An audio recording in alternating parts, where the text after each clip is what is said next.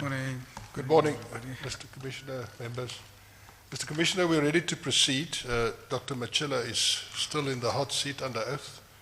And by agreement with my learned friend, we will start with SA Home Loans this morning.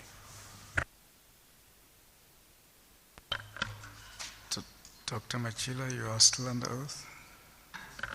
Yes, Commissioner.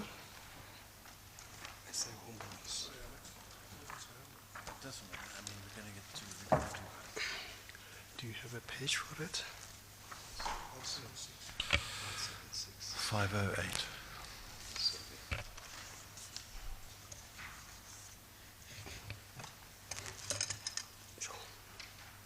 This seat is dangerous.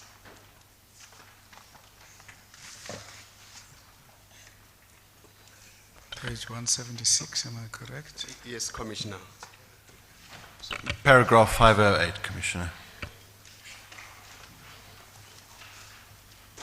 Yeah, I think it's better.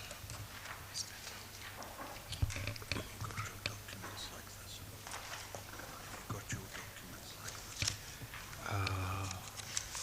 Let me rearrange them. Okay, all right. Thank you, Commissioner. On the 12th of March,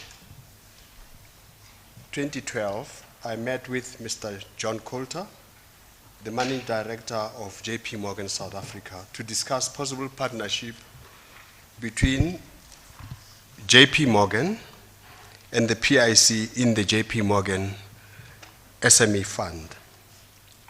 This is where Mr. John Coulter presented the opportunity to invest in SA Home Loans as JP Morgan was intending to exit following the tighter regulatory requirements placed on the bank. The Commission will recall that in 2012, I was still the CIO and not the CEO. That only happened in December 2014 that I became the CEO of the PIC. On the 21st of June 2012, a meeting was held with SA Home Loans and JP Morgan, which would have been attended by Mr. Elias Masilela, the then CEO at PIC offices. To the best of my recollection, I was not part of that meeting as I was out of office attending to another meeting. Nevertheless, I had sight of a copy of SA Home Loans presentation to the PIC regarding the replacement of JP Morgan with the PIC and the funding of that business.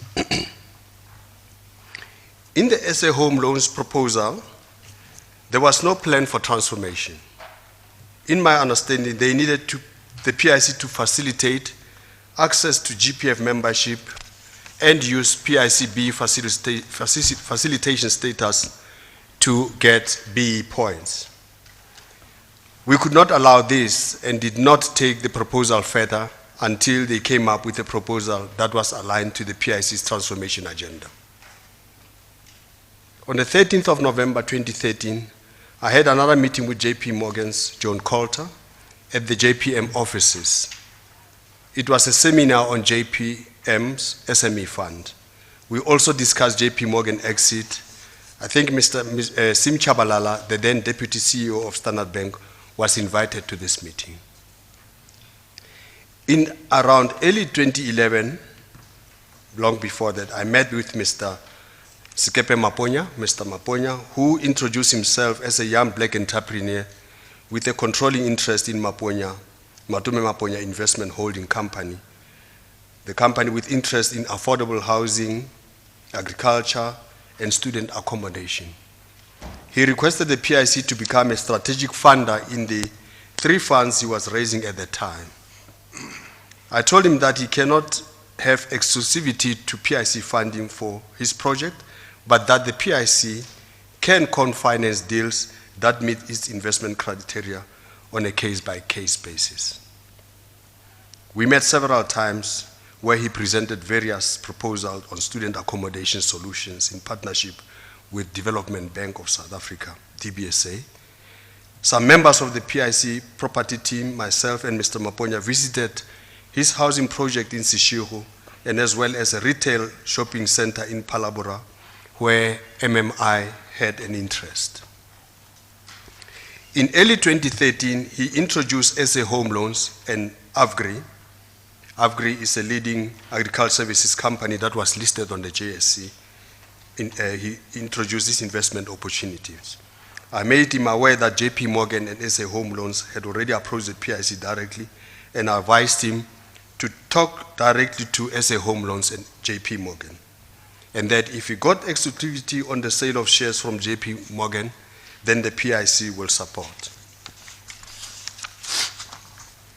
In line with the PIC process, I requested him to provide us with an investment information memorandum for the opportunities, and then I passed this on to the PIC investment team to process and guide. It's important to highlight that MMI's proposal on SA Home Loan transaction was to acquire the full, JP Morgan's full 50% shareholding in SA Home Loans to be completely funded by the PIC. The transaction did not agree to this, as the PIC also wanted to take a position in SA Home Loans. The transaction team therefore agreed that the PIC would provide a loan to Bulacha Tlhoko Consortium, BHC, a subsidiary of MMI, to finance its purchase of 25% of JP Morgan's shareholding, with the PIC holding the remaining 25%. The PIC will take the BHC shares as security until the BHC loan was fully paid. This part of the transaction was concluded on the 12th of June 2014.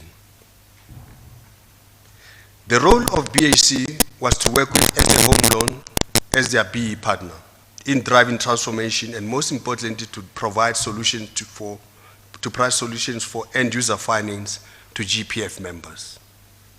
The PIC was never part of the discussion between MMI and SA Home Loans management in defining the role of BHC, defining the role that BHC or MMI will play within the SA Home Loans to grow the business.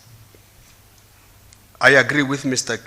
Kevin Penwande in his statement to the Commission that a combination of SA Home Loans and JP Morgan were the first to present to the PIC the equity opportunity and a proposal for housing finance for GPF members.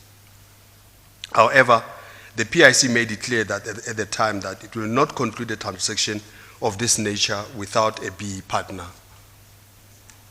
SA Home Loans showed neither desire nor commitment to find an appropriate BE partner until MMI BHC appeared on the scene. It's also important to emphasize that the PIC never introduced MMI to SA Home Loans, but MMI approached the PIC for funding to fund the exit of JP Morgan. MMI was the only BE partner that approached the PIC at the time. Furthermore, the PIC was also working with the GPF to create products for members of the GPF that will benefit its members before they retire, in other words, pre-retirement solutions or benefits. Housing finance, vehicle finance, and education finance were identified as such. MMI's strategy would be a good fit for what the PIC was pursuing on behalf of the GPF. In line with this strategy, SA Home Loans approached the PIC seeking a credit line of 9 billion for the end-user finance for GPF members, affordable housing and the development housing stock. Makai Makaya South African Development Fund was established for this purpose of delivering housing stock. I was under the impression that this 9 billion funding application was a joint plan of SA Home Loans as an MMI partnership. Doctor, if I can stop you there, we've been provided with a number of documents this morning pertaining to SA Home Loans. You've got them in front of you, is that correct? Yes. They're documents numbered A to K. I'm not sure whether the commissioners have these documents. Right. Doctor, if I can refer you then to Annexure A, this is an extract from the minutes of the Portfolio Management Committee, unlisted investments meeting held on the 18th of November 2014. Is that correct? That's correct, Commissioner. And this deals with the approach of SA Home Loans for the 9 billion funding that you've talked about. Yes. I think it was first 11 billion in aggregate, according to, sorry, Commissioner? I was saying it's about 11 billion according to the resolution of the committee. Okay. In paragraph 9.2, the historical position is set out. Is that correct? That the PIC had already acquired 50% equity in SA Home Loans? Sorry, co- can you just give us a moment? I just want to find out because two of us don't have the documents before us.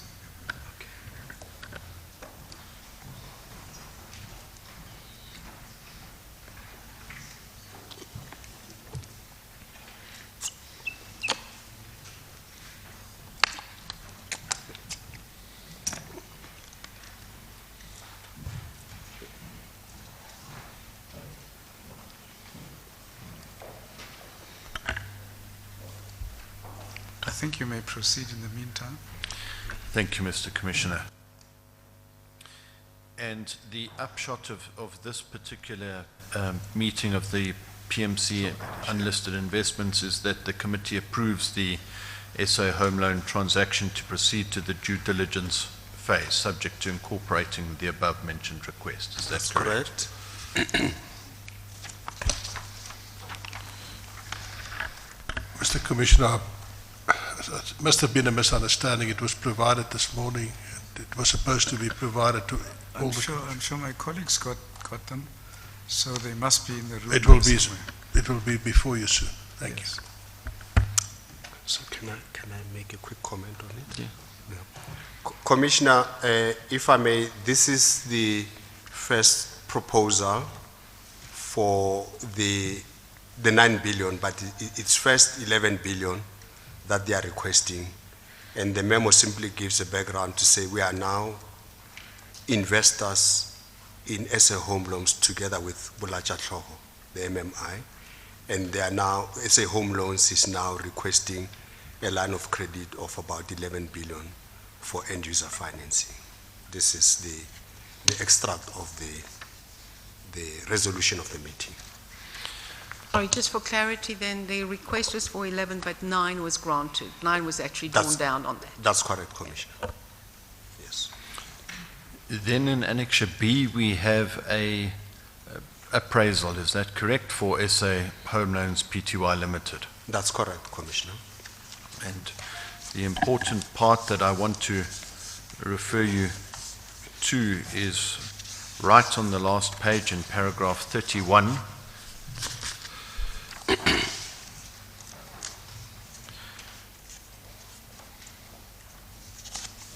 Paragraph 31. 31. Yes. Yes. Where it is further proposed that the proposed upfront fees amounting to 50 million in total be shared equally with the consortium as the referral fee for the transaction. Do you see that? I see that, Commissioner. Okay. Then, if I can refer you to... Sorry, can I just get clarity on that? That the proposal upfront fee of 50 million be shared equally with, but who is the other party? The Bulacha The- Consortium. Yeah, that will be Bulacha Tlhogo Consortium. Yes, they're the one it- part and shared equally with. Who were the second party? I would assume it was the PIC, Commissioner. Because that's, in relation to the discussion, it's quite important that it was the PIC with BH. Yes. C. That was my So this understanding. is PIC as the PIC and BHC. Yes, that's my understanding, Commissioner. Okay. Then Annexure C contains another appraisal in respect of the deal, Yes. but this time there is no mention of a sharing of the transaction fee up front with the consortium. Is that correct? That's correct. Why is that? What was the reason for the difference between the two appraisals in that regard? I can't recall why it was not included in this, Commissioner, but this is a appraisal report that went to the investment committee, the next committee after PMC. So I can't recall exactly whether the PMC did not approve or approve this payment of fees, and recommendation to the investment committee never happened. Sorry, again, just for clarity, so if I understand that correctly, between the beginning of April, when this was signed by Mr. Raja, with the terms of sharing, and that which went to the investment committee, signed off by yourself, Dr. Machila, and Mr. Raja on the 29th, 30th of June, so 2 months later, that's April, beginning of April, May, end of June, 3 months later, when it's sent forward, that particular clause is, or particular sentence is missing. Yes, yes, correct. And therefore, the decision of the investment committee, as well as the recommendation, may well be in contradiction. Because the original decision to approve it going forward was included that, and then the investment committee did not have that as part of its decision. That's correct. That's correct, Commissioner.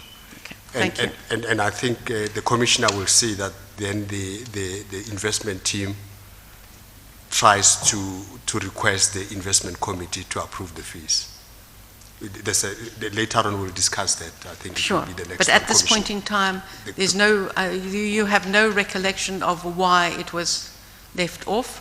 That's And correct. at any point, did you then check with Mr. Raja why it was missing? I Because he only signed both documents. Yeah, I only became aware when they wrote the next. Okay.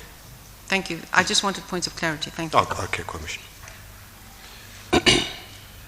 Then the next document, Doctor, is Annexure D, which is an extract from a resolution of the Investment Committee held on 14 July 2015. That's correct. And what is that document about? This is the resolution of the investment committee that considered the appraisal that I signed on the 30th of June, the one that we've just discussed now. And Sorry, can I just check again on dates? Because that, the start, the opening extract from a resolution 14th of July 2015, but signed by the company secretary in May 2016? The Commissioner, that probably may just be that it was not signed for a while. And so they were tidying up at a later stage.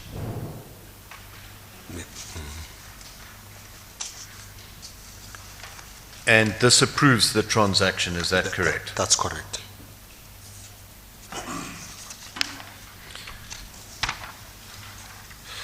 Then, Doctor, if I can refer you back to your statement at, well, before I get there, let's deal with Annexure E first.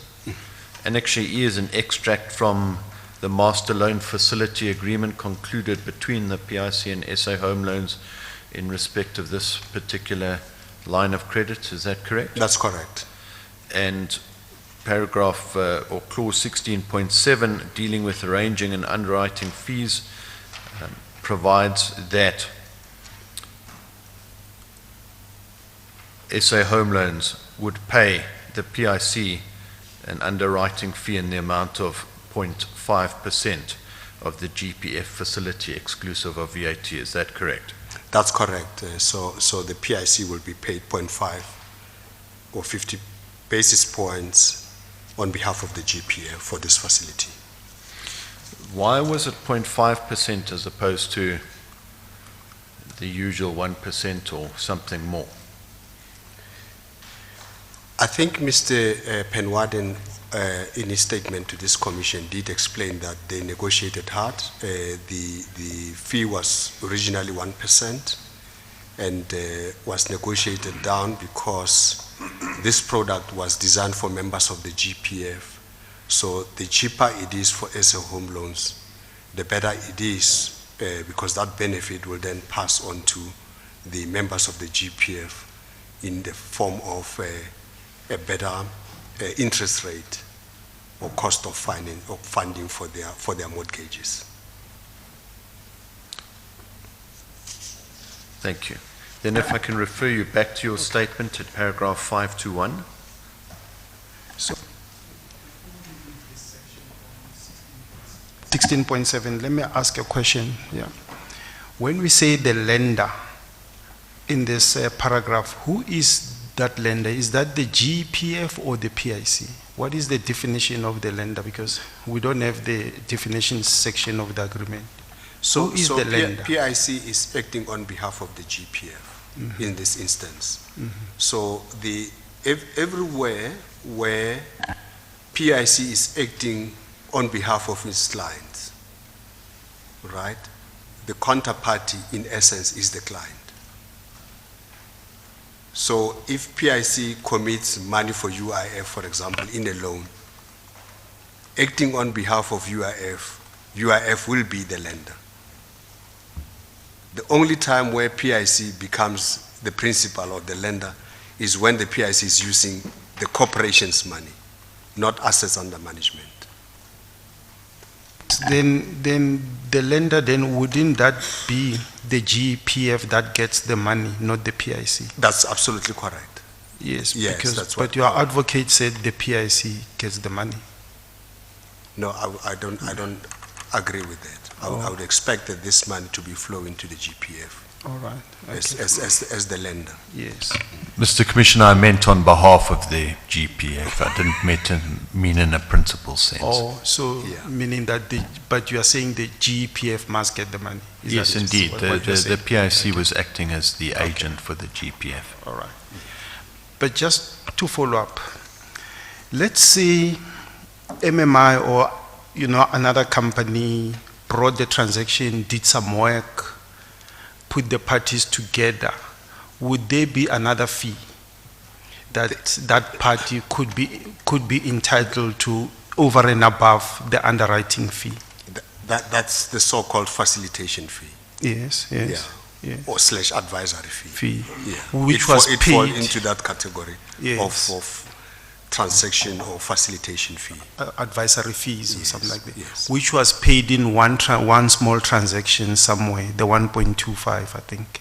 That's dollars. Are you talking about SNS refinery? Yeah, no, there was a fund called, I think it is the sort of housing development fund. Oh yes, I think it was 7.5 million that was paid for the activities Yes, on the yes. development fund. Yes, Yes. yes. So Yeah. those would be the times when a fee can be paid to an advisor. Yes, and it's justifiable in terms of the work done. Yes, yes, Yes. but that is not the underwriting fee. That's not the underwriting fee. Okay, Yeah. all right. So there could be two fees, underwriting fee to the lender and advisory fee to somebody who does the work. Advisory work. Yeah, Yes, correct? Yeah? yes, Okay, yes. all right, thank you. Thanks. Thank you, Mr. Commissioner. Then, Doctor, if I can refer you to Annexure F, which is a memo dated 20 February 2016. If we have a look at the first paragraph, it's to do with the SA Home Loans deal, and it says the purpose of this report is to request Investment Committee to note and approve the arrangement fees payable by SA Home Loans Pty Limited to MMI for the debt facilities advanced by PIC on behalf of GPF. Is that correct? That's correct.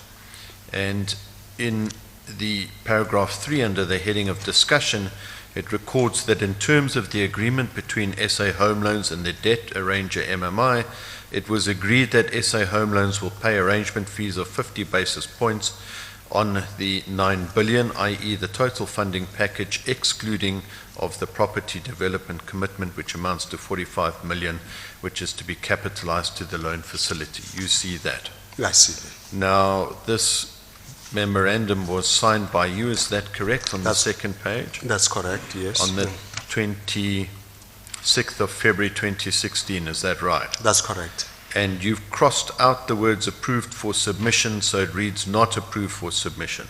That's correct. Why is that? It's because at that point, we had not received a clear correspondence from SA Home Loans that there is this arrangement that they are entitled to a fee. They can be paid a fee. And so, based on the previous memo, I think this is what the Commissioner asked earlier, around why that fee is missing in the investment committee. This is what now the team is trying to correct, to say there is this error. They would like SA Home Loans to also be paid, MMI to be paid a fee of 45 million, which I did not recommend.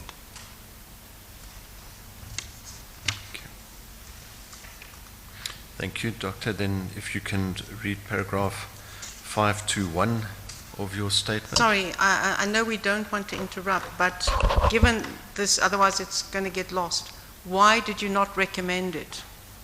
I mean, the question for me would be, and given all the subsequent toing and froing, was this owed or not owed, and was it part of the agreement or not? Commissioner, I first wanted to understand the relationship between SA Home Loans and MMI, if they have that contractual arrangement between them. This So was th- so- not approved simply because you so- needed further information at this point? Absolutely, absolutely. Okay. I needed to understand that, Okay. that relationship before we That's could- fine. I Yes. just needed clarity on that. Thank you. Yeah, yes. Thank you. You can read paragraph 521 then of your statement. As a standard practice, there was an arrangement that the arranging fee and underwriting fee of 1% will be paid to the lender. This fee was negotiated down from 1% to 2.5%, being an amount of 45 million by SA Home Loans. My understanding was that MMI had a contractual arrangement with SA Home Loans whereby it will be paid a fee for their part of the work done in raising this loan. I was therefore quite shocked when Mr. Maponya, on behalf of MMI, demanded payments of the 0.5% arranging and underwriting fee from the PIC. I made it clear to my colleagues that in my understanding of the loan documentation, neither the demanded payment nor any payment at all was due to MMI from the PIC, by the PIC. Mr. Maponya became a serious thorn. Sorry, Doctor, if I can just stop you there, then can I just refer you to Annexure G? These are two emails. The first at the bottom is from Mr. Mongalo to yourself, is that correct? That's correct. And then the second in the middle of the page is you replying to him, is that correct? That's correct. What was his, Mr. Mongalo's email to you about? The email was about the fact that SA Home Loan is prepared to settle Mr. Maponya's fees. And my response was that if they are prepared to settle him and there's a contractual arrangement, we have no problem for the PIC. They can settle him directly, as long as it's not the PIC that's paying. Thank you. Can you carry on with paragraph 522?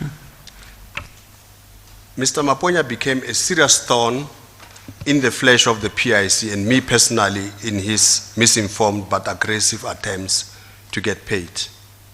He would send threatened text messages and calls demanding payment.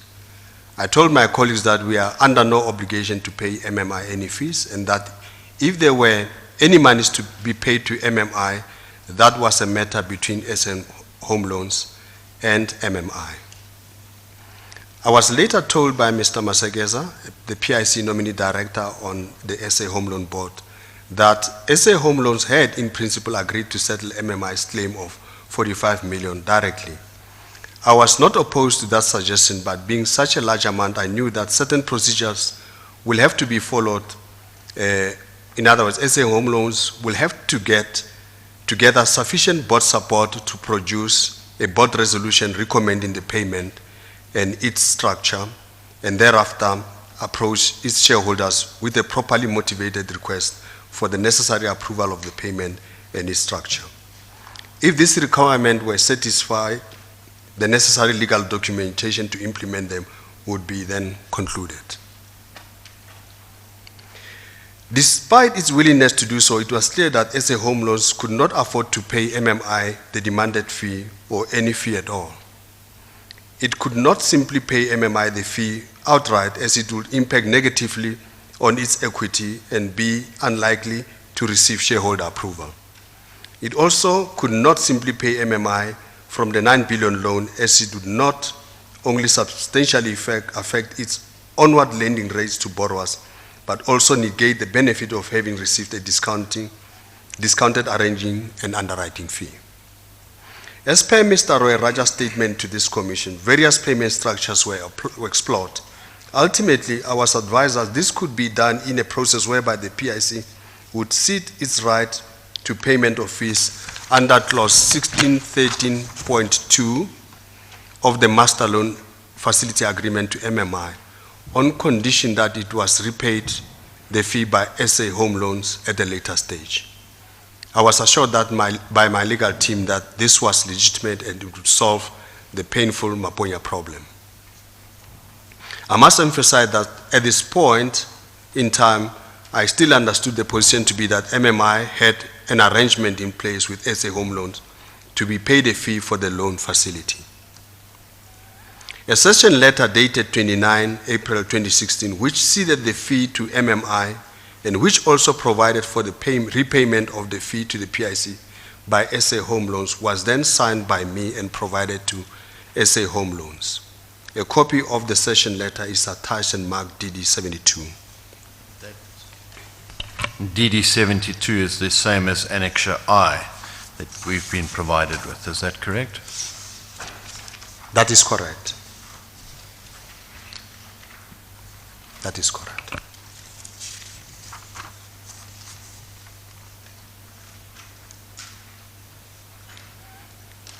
SA Home Loans in turn circulated the session letters to shareholders, among others Standard Bank. Although the letter appears to be categorical in nature, it is not in fact so, being contingent, of course, on SA Home Loans board and shareholder approval thereof. Standard Bank then requested a meeting with me to explain their position on this matter of fee payment to MMI. In this meeting on the 9th of May 2016, Standard Bank, represented by Mr. Chabalala and Mr. Sinton, explained to me that it would be wrong for SA Home Loans to pay MMI any fee, as there was no contract in place between SA Home Loans and MMI for the payment of any fee, and to the extent that any work had taken place which justified a fee, such work did not justify a fee of 45 million.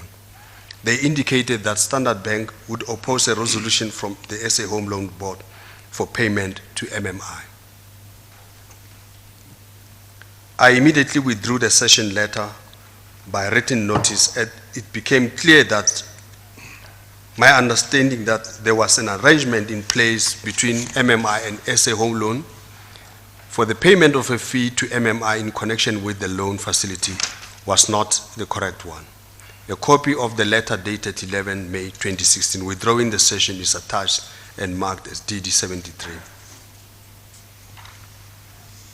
And that letter corresponds to Annexure K, is that correct? That's correct.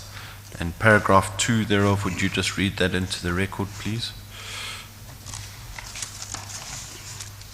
Paragraph 2 reads, to the extent that there is no funding arrangement mandate, whether expressed, tacit or otherwise, between the service provider or the borrowers and MMI and or any external arranger, the lender hereby wishes to withdraw and rescind the letter referred to in clause 1 above, and or any other correspondence in relation to the arranging fees.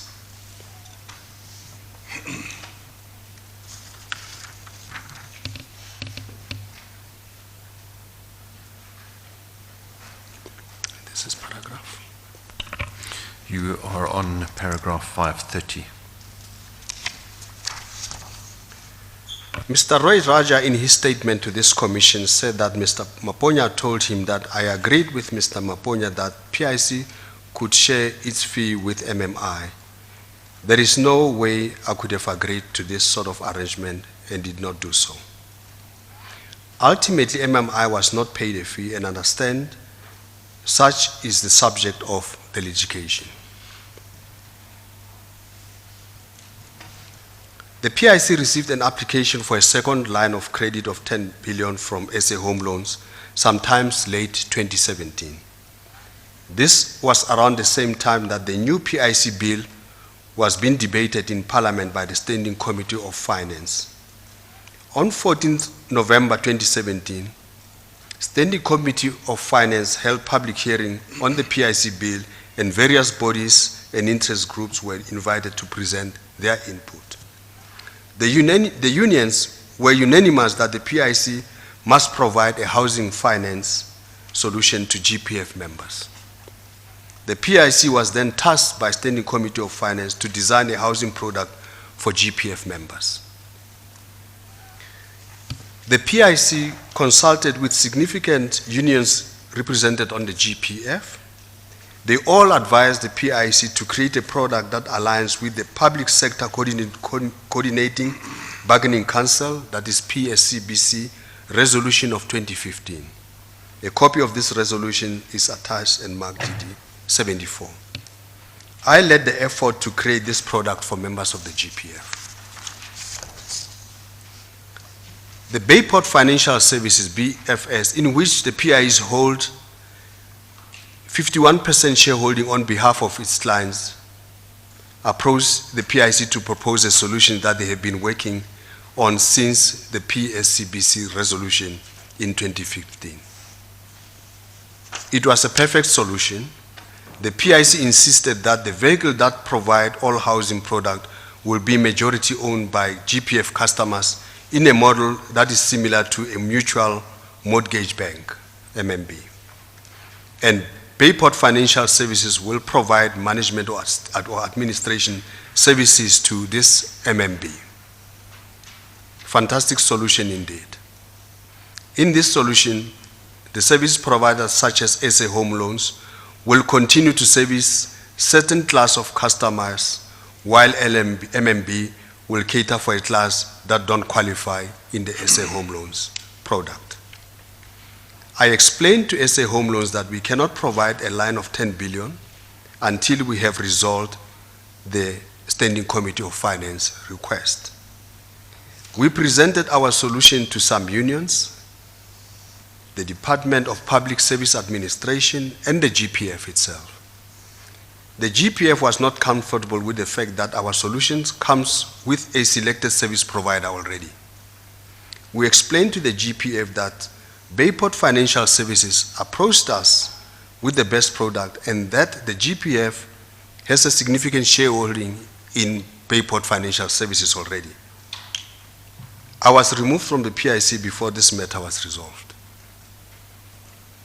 It is important to highlight to this commission that the PIC was not opposed to extending a further line of credit to SA Home Loans, but could not do so until the Standing Committee of Finance request on behalf of unions was met by the PIC. I was preparing to lead the PIC to present the proposal to Standing Committee of Finance when I was unceremoniously removed from my position. There are hearsay allegations made by Mr. Sinton and Mr. Penwarden that I had discussed or agreed with Mr. Maponya and Mr. Masekeza a payment of an origination fee to Mr. Maponya and or MMI of 95 basis points in relation to the second line of credit to SA Home Loans. The allegation that I did so is a serious allegation which I would have expected Mr. Sinton and or Mr. Penwarden to confront me about as soon as possible after learning of it. They have never done so.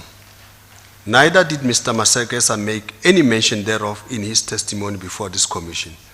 I categorically deny that I had discussed or agreed an origination fee with anyone or payable to any person in relation to SA Home Loans application for a second line of credit. I'm very upset that I've been reported to the law enforcement agency on trumped up charges. These allegations are malicious and may have originated because it was erroneously believed that I was withholding the approval of the second credit facility deliberately. As I have shown above, this was not the case.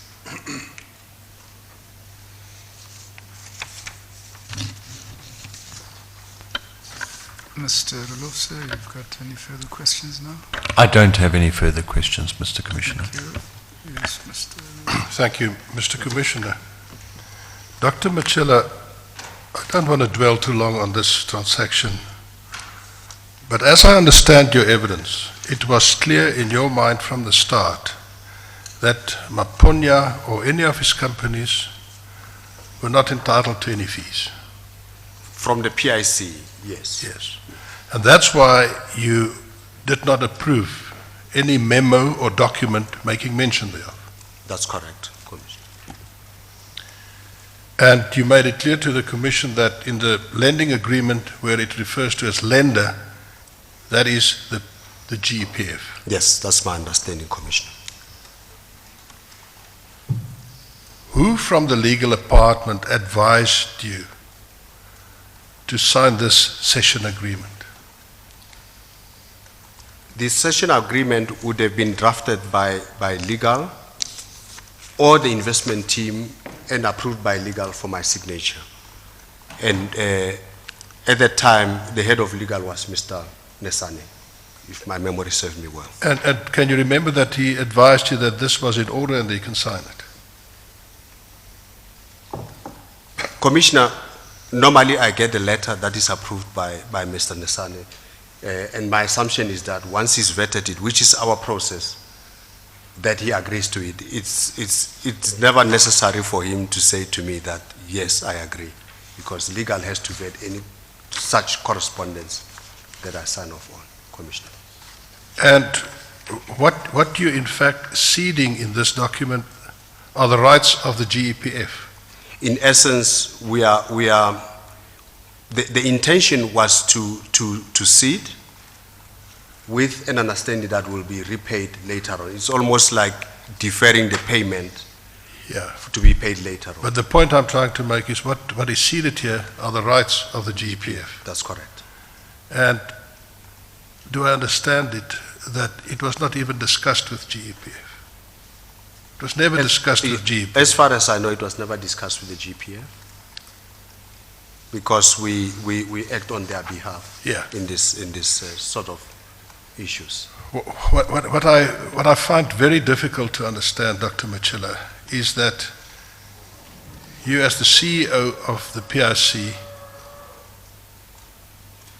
you're quite clear in your mind that there is no obligation on the PIC to make any payment to Maponya or any of his entities.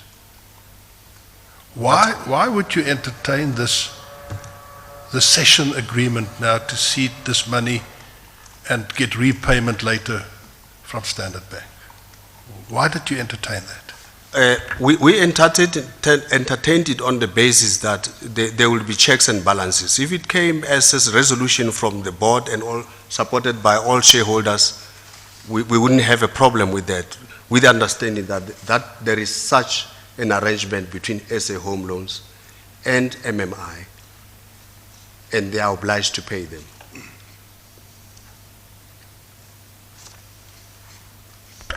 I'm quoting paragraph 21 from the statement of Mr. Raja before this commission, where he states, and he repeated that under oath, however, prior to the issue of the session letter, MMI demanded payment of the 45 million from SA Home Loans. SA Home Loans pointed out that there was no legal basis on which to pay the fee to MMI, as there was no specific clause which specified that payment must be made to MMI. Mr. Kevin Penwarden, the CEO of SA Home Loans, proposed that in the absence of an addendum to the Master Loan Facility Agreement, the only way payment to MMI could be done was through PIC issuing a session in terms of the said agreement. The message was communicated to PIC's legal division, after which the session letter was issued. That's what Mr. Raja says. But we now know that immediately after the session letter, Standard Bank came to you and said, this cannot be done. That's correct. That's correct. I think it's also very important to highlight that I got a copy of the letter drafted by, I would assume that is Mr. Raja, with the help of legal, as he said, is a statement recommending that this could be done. And I signed on the advice. But with a clear understanding that there are processes that needs to be followed because this amount is significant. What we were waiting for would be a resolution from the board of directors saying that we've resolved to pay fees and shareholders can support, and then. What I still don't, but I find it inexplicable that the CEO from the PIC says from the start, this man is not entitled to a cent. Commissioner, I do take advice from time to time. I rely on my team for advice. Even if I have a different view, if they advise me otherwise, I would go with the advice most of the time. I have no further questions. Thank you, Mr. Commissioner. Dr. Machila, given all the toing and froing on this matter and the clear differences of view between SA Home Loans as to what is legally required and their position said, as we have had by Mr. Sinton as well as Mr. Penwarden, saying that they have no reason or understanding why they should be paying anything to MMI, and the session, non-session, etc.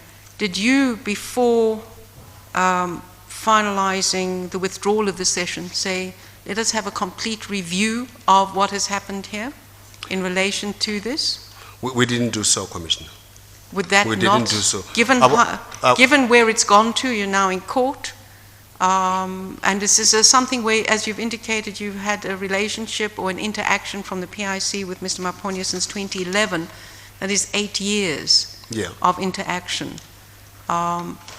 This is not, I mean, this indicates from the different statements by Mr. Mongalo, Mr. Raja, there's a lot of contradictions about understanding what was happening and what was not happening. Yeah. So a review at some point to say, let's take this from the beginning. You didn't think it was necessary to do? I guess this is something that we should have done. I mean, I left the organization. You know, some of the issues that I know now have been revealed in this commission. That there were no contractual arrangement between MMI and SA Home Loans.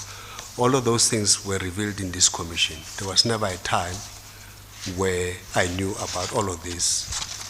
The session, as I've explained, this was a recommendation that came from the team. Mr. Raja and Mr. Pasekeza sit on the board on behalf of the PIC, and they are the ones who would filter information into the PIC as to what needs to be done at the organization. But again, SA Home Loans has got other shareholders in Standard Bank that ensures that proper governance is followed. And that is probably what has been able to safeguard us from a potential disaster in this instance. Okay. You know, I was also disappointed because it appears as if the company, Mr. Penwarden, is also agreeing to this kind of arrangement.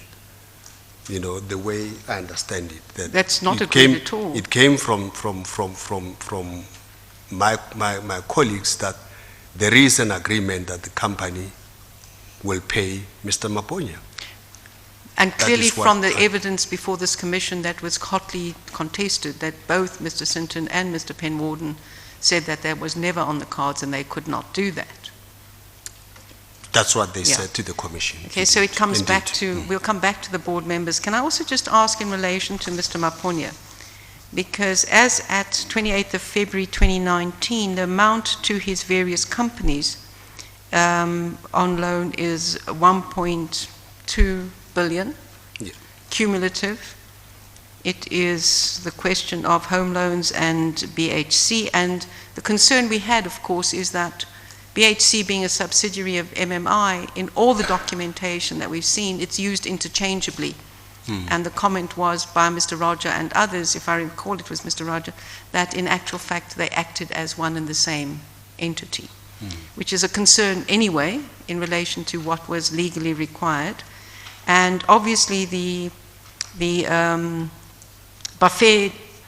consortium, there's a committed amount of 360 odd million included in that. So obviously the total amount is not there, but you've got home loans, you've got Makaya, and a lot of these are in distress. This is again a cumulative investment, 2014, 2016, 2017, in one entity that has in fact proved in the home loans issue, as you have yourself said, to be an extremely difficult counterpart. Was that reviewed when you looked at home loans? Was it reviewed to look at it and say, what is our exposure to this particular entity, MMI?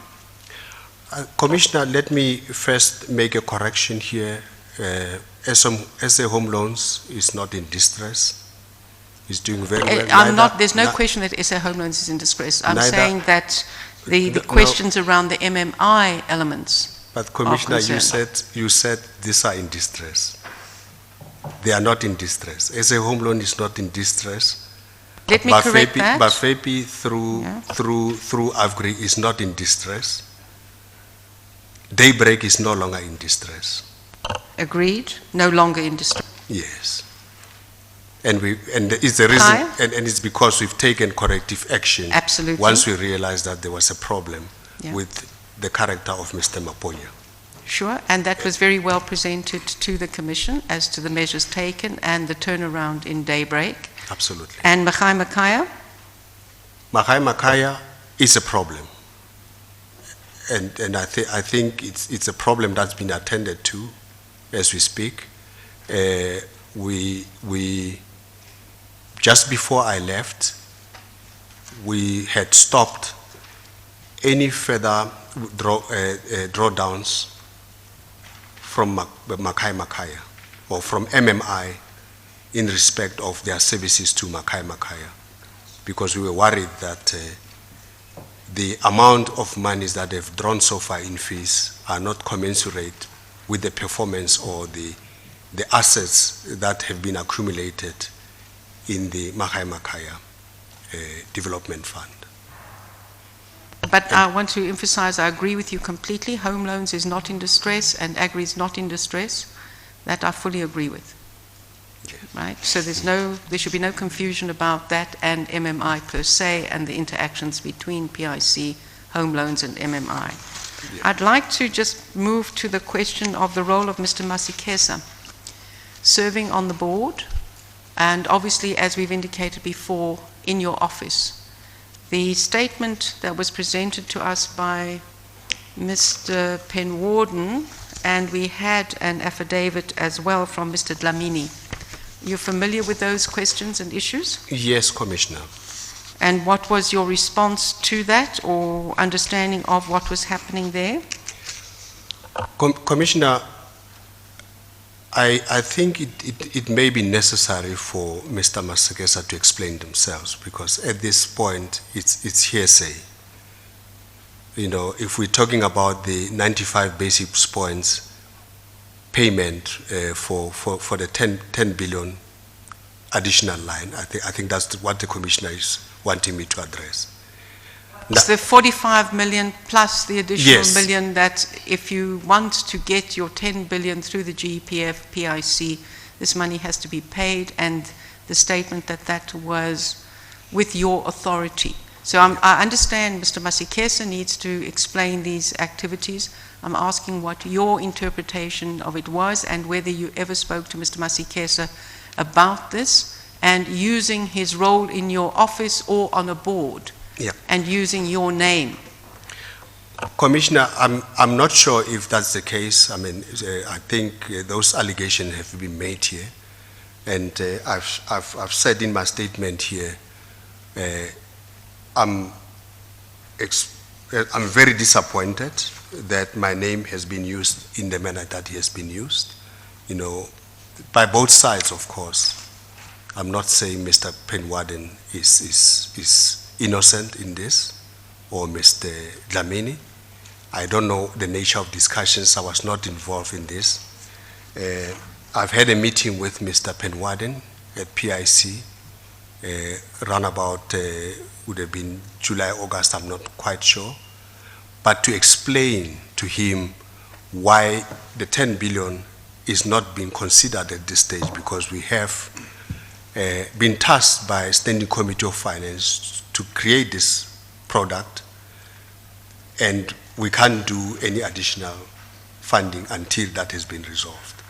And I made it clear to him that the application is not off the table.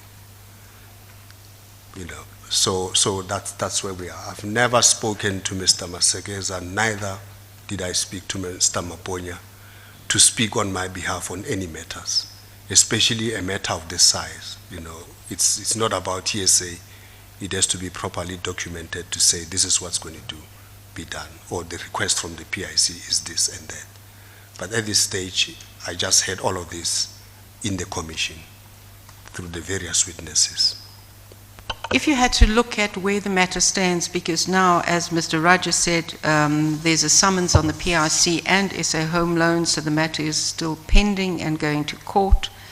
There are indications about these allegations and the question that this matter was raised, and Mr. Raja is talking now, as I understand, both as PIC and as a board member of Home Loans, that these matters were raised in the board, in the audit committee, reported as malpractice and attempts at corruption, etc., and has been transferred to the relevant prosecuting and investigative authorities.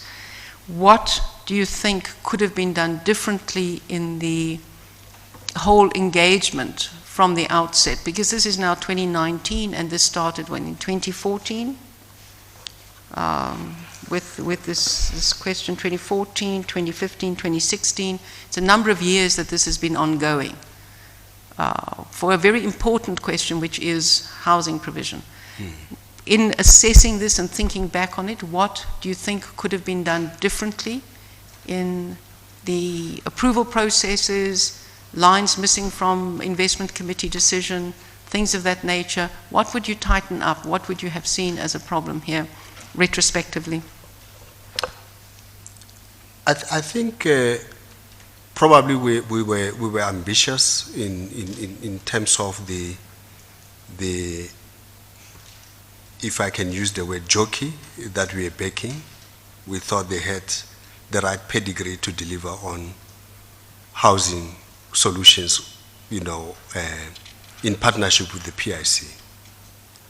That was the thinking, that we are backing a black entrepreneur to drive affordable housing and housing finance for members of the GPF. And clearly we were wrong. We didn't, unfortunately, have the right person to back.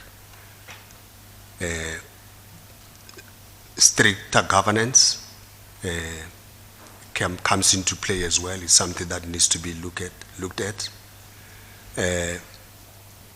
SA Home Loans has done well, and it proves that probably PIC focus should be on more established organizations that are able to deliver on this kind of products.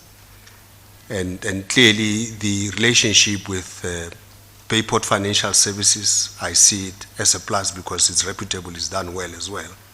You know, so it's unfortunate that these developments are harming the very ambition of trying to drive black entrepreneurship and supporting transformation in the way it should be supported.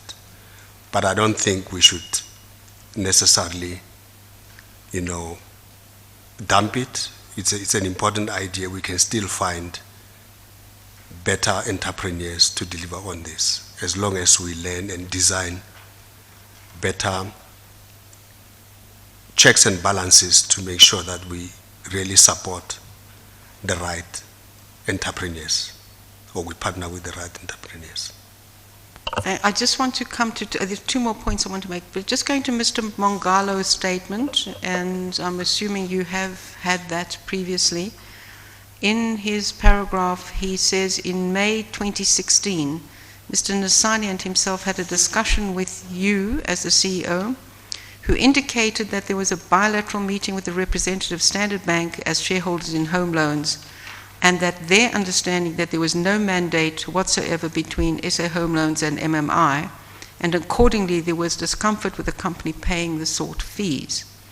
In view of this discussion and the understanding that no services were rendered by MMI to either PIC or SA Home Loans, it was decided that the session be withdrawn or rescinded.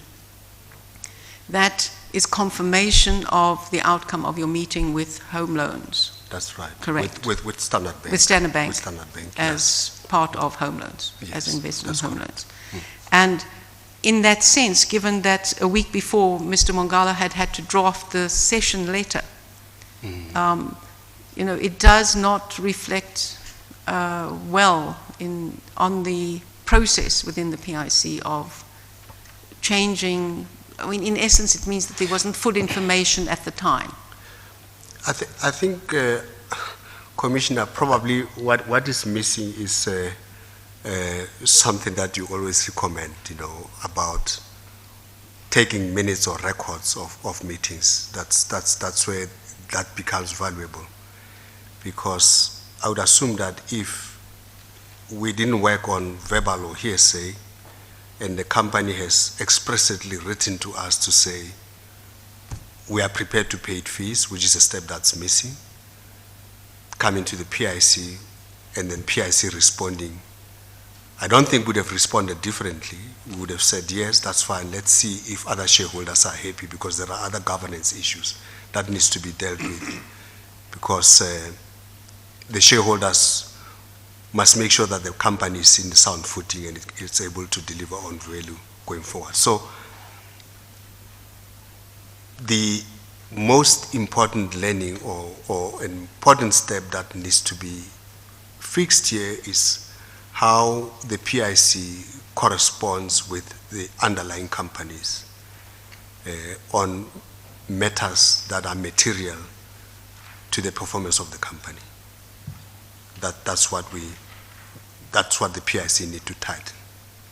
Perhaps some of these issues wouldn't have happened if we had that kind of better communication between company and the owners.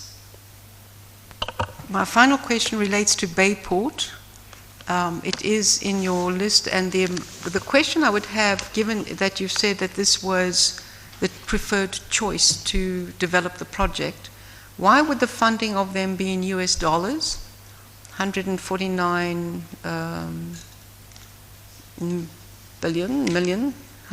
million there. And that the comment is depreciation of local currency, it is a financial performance is in line with expectation, but depreciation of local currencies in African countries has caused a drag on the US dollar performance. Why would Bayport, looking at obviously it then has a different footprint. So I would just be interested in your choice of Bayport if the funding is in US dollars and this is a specific entity to do home loans for GEPF members in South Africa. Commissioner, Bayport has got two businesses, if I were to put it that way. There is an international arm, and there is a local Bayport South Africa. The GPF, on behalf of PIC on behalf of its clients, owns 51% of Bayport South Africa. And this is the entity that was going to be used to create the product for members of the GPF. The other 149 is an investment in the Bayport Financial International, which is the division that is doing business in the rest of the continent and South America and other places. So their revenues are in dollars, but in their business activity, they do use local currencies. And this is something that probably would have, I think they're also in Mozambique, and therefore they would suffer the losses when you translate, revenues in weak currencies into dollars, and you have a problem in terms of that. Just to understand, PIC's invested 51% in the total of Bayport? Or 51, so it will be invested in 51% in Bayport, South Africa, and the exposure to Bayport International, I can't remember, it's probably close to 15, 18%. Okay. Yes. So that will make, I don't have a figure for the group that gives that kind of exposure to the PIC. And then was any funding provided for this GEPF loan to Bayport, South Africa? Not yet. Not yet. Yeah, It's still coming with a proposal. This was the proposals that we still were have to working make. on, yes. Okay. Yes. Thank you. Yes, I've got a couple of questions. Let's go to 510, paragraph 510. 510. You are saying that you didn't want to engage with the company, because they didn't have PE credentials or something. Can you just explain that paragraph a bit further for me, please, Dr. Machila? I think at that time in our discussions with Bayport, not Bayport, but SA Home Loans. SA Home Loans, yes. Yeah, I think we told them that, look, one of the criteria for us to partner with them or to invest with them is to have an appropriate BEE credential. They had no, I don't know what level they was at that time, and we were concerned that their BEE score is very weak. Yes. And therefore they needed to resolve that before we can engage. Yes. Yeah. Okay. And then I think it was Mr. Penwarden who said that he was not sure how BCH was chosen. There are like 56 million South Africans, and how was BCH chosen to lead this? I think in his statement, if I remember well, Yes, there was a time where there was a parade of some sort, and quite a number of companies were invited, I think even signed NDAs to get full information on the opportunity of exiting JP Morgan. Yeah. I think the that parade, was it at the PIC or it was at the SA Home Loans? I think it was at SA Home Loans. Okay, all Yes. right. And my understanding is that's where probably they've met or Mr. Maponya got access to information. But apart from that, there was an Avgri deal that we were doing, which my understanding is that Mr. Maponya was being advised by an ex-employee of JP Morgan. That person is the one that told Mr. Maponya about this opportunity, that JP Morgan has to exit because of regulatory issues. And Mr. Maponya then approached us to say he's interested in pursuing this as part of his investment strategies that I've explained earlier. And we said, well, if you get exclusivity from the company, we are ready to engage with you. At that time, nobody had approached the PIC. So it was unsolicited. He said to us, he's interested, and we sent him to the company. We said, deal with the company. If they give you exclusivity, we'll be quite happy to talk. So, okay, no, I understand now. So, but it seems then it's odd that, and I must just double check that Mr. Penwarden can say why was BCH chosen. Well, if there could have been those kind of, networks and connections. I have no idea. We were approached by BCH for funding, and we said we'll back them if they get exclusivity. Yes. All right. Yeah. So the choice was not done by SA Home Loans, as far as I know. As BCH approached SA Home Loans, we said if we get exclusivity, then we can talk. The seller, if the seller is happy with you and the company is happy, then we are happy to support. And my understanding was that there was a good relationship in the beginning. There was a good relationship, but that's what my understanding. The only problem is post closure of the transaction when Mr. Maponya started raising the issue of fees, and that made that caused tension in the relationship between the company and Bolata Tlogo or Mr. Maponya.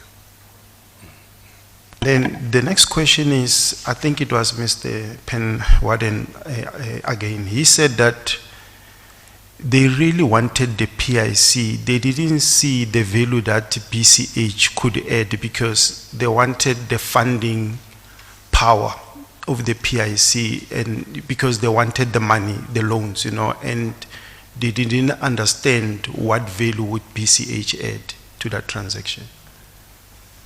Well, I'm not sure if they would have gotten easy access to BHC, sorry, BHC. Bolata Tlogo, Yeah, yes. Bolata Tlogo. Yeah, I'm not sure if they would have gotten easy access to PIC funding on the back of poor BE score, and most importantly, the Department of Public Service and Association, which is a government department responsible for this sort of thing.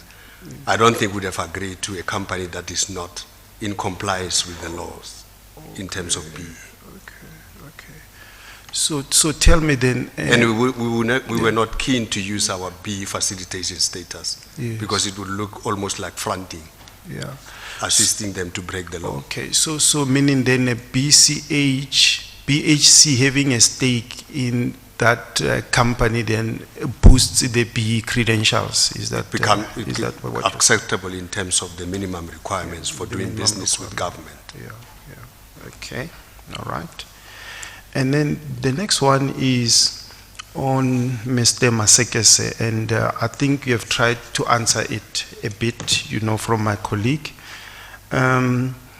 Did you know about the meeting that Mr. Masekese and Maponya and Mr. Zakeni Dlamini, that they had at the butcher shop in Senten? Commissioner, Yeah. I want, please take it light. I mean, is that what the CEO is supposed to do, to monitor the movements of employees to that extent, and who are also directors of, these are directors of the company. They can have meetings of their own, as directors of the company, represent. So I don't know, I don't get to that level of can I use the word policy? But do you know what was discussed at the meeting? It was between 5 and 6, if I recall. I just heard in the statements to this commission that there was such a meeting, and it was discussing those sort of things that they said they were discussing in that meeting. I was not aware. Okay. All right. Thanks. I think Mr. Masekese can talk to us about that. I think he will be in a much better position to explain himself, because I mean I've known Mr. Masekese from Norway in the PIC, and a very good potential, and I pulled him into the office, and I believe he was doing what he was supposed to do. I'm shocked by these allegations, but I'll plead with the commission maybe to give him a chance to explain himself better. Because I can't believe this could be the case, really.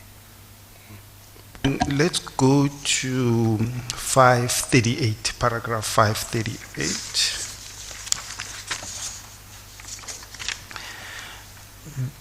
The delay, so the stuff about the 10 billion rand delay, there were people who were thinking that, this delay came because of the 95 basis points issue, the 95 million rands issue. And we understand that, I think from Mr. Penwarden or Mr. Dlamini, that they put in a proposal to the PIC for almost a year. There was no sort of result or communication. And we understand that actually this process was going through the bargaining council and the SCOF and all that. But why didn't the PIC actually communicate to Mr. Zakeni saying that there's a process going, it will take months and months? I don't understand. It caused so much misunderstanding. the period when they put in that 10 billion rand proposal, for almost a year, I mean, they couldn't get answers from the PIC. There's always been a problem around SA home loans, and some of the unions that I've met, by the way, were unhappy with the product from the SA home loans.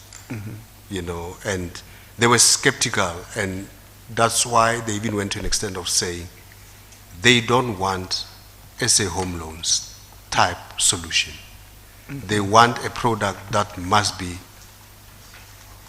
a product of either the PIC running with it or Department of Public Service. It must be a government-led initiative of providing a solution, housing solution for members of the GPF. Hence, this government employees housing scheme was put together to drive the process. There have been several meetings, I think, but they couldn't come up with a product that makes sense until the unions then at Standing Committee of Finance, as part of PIC bill, said, actually, we want in the mandate of the PIC to have a clause that says they shall provide housing finance to members of the GPF, you know, and we said, but that's not possible. PIC is just a manager. The GPF is the one that's supposed to make those, you know, allocations. So, by and large, I mean, there's been noise around this thing, unhappiness around SA home loans for some reason, by the unions. And so we couldn't come up with a clear line of path as to how we're going to provide the solution until PIC was formally told by Standing Committee of Finance to go and consider something, you know. Yeah. And I communicated this to Mr. Penwarden when I met with him, the middle of last year, I think somewhere around, when he came to motivate further for the 10 billion. And I said, unfortunately, we are in a fix year. We are trying to resolve this matter with, for the Standing Committee of Finance on behalf of unions. We are not saying you are out of the picture.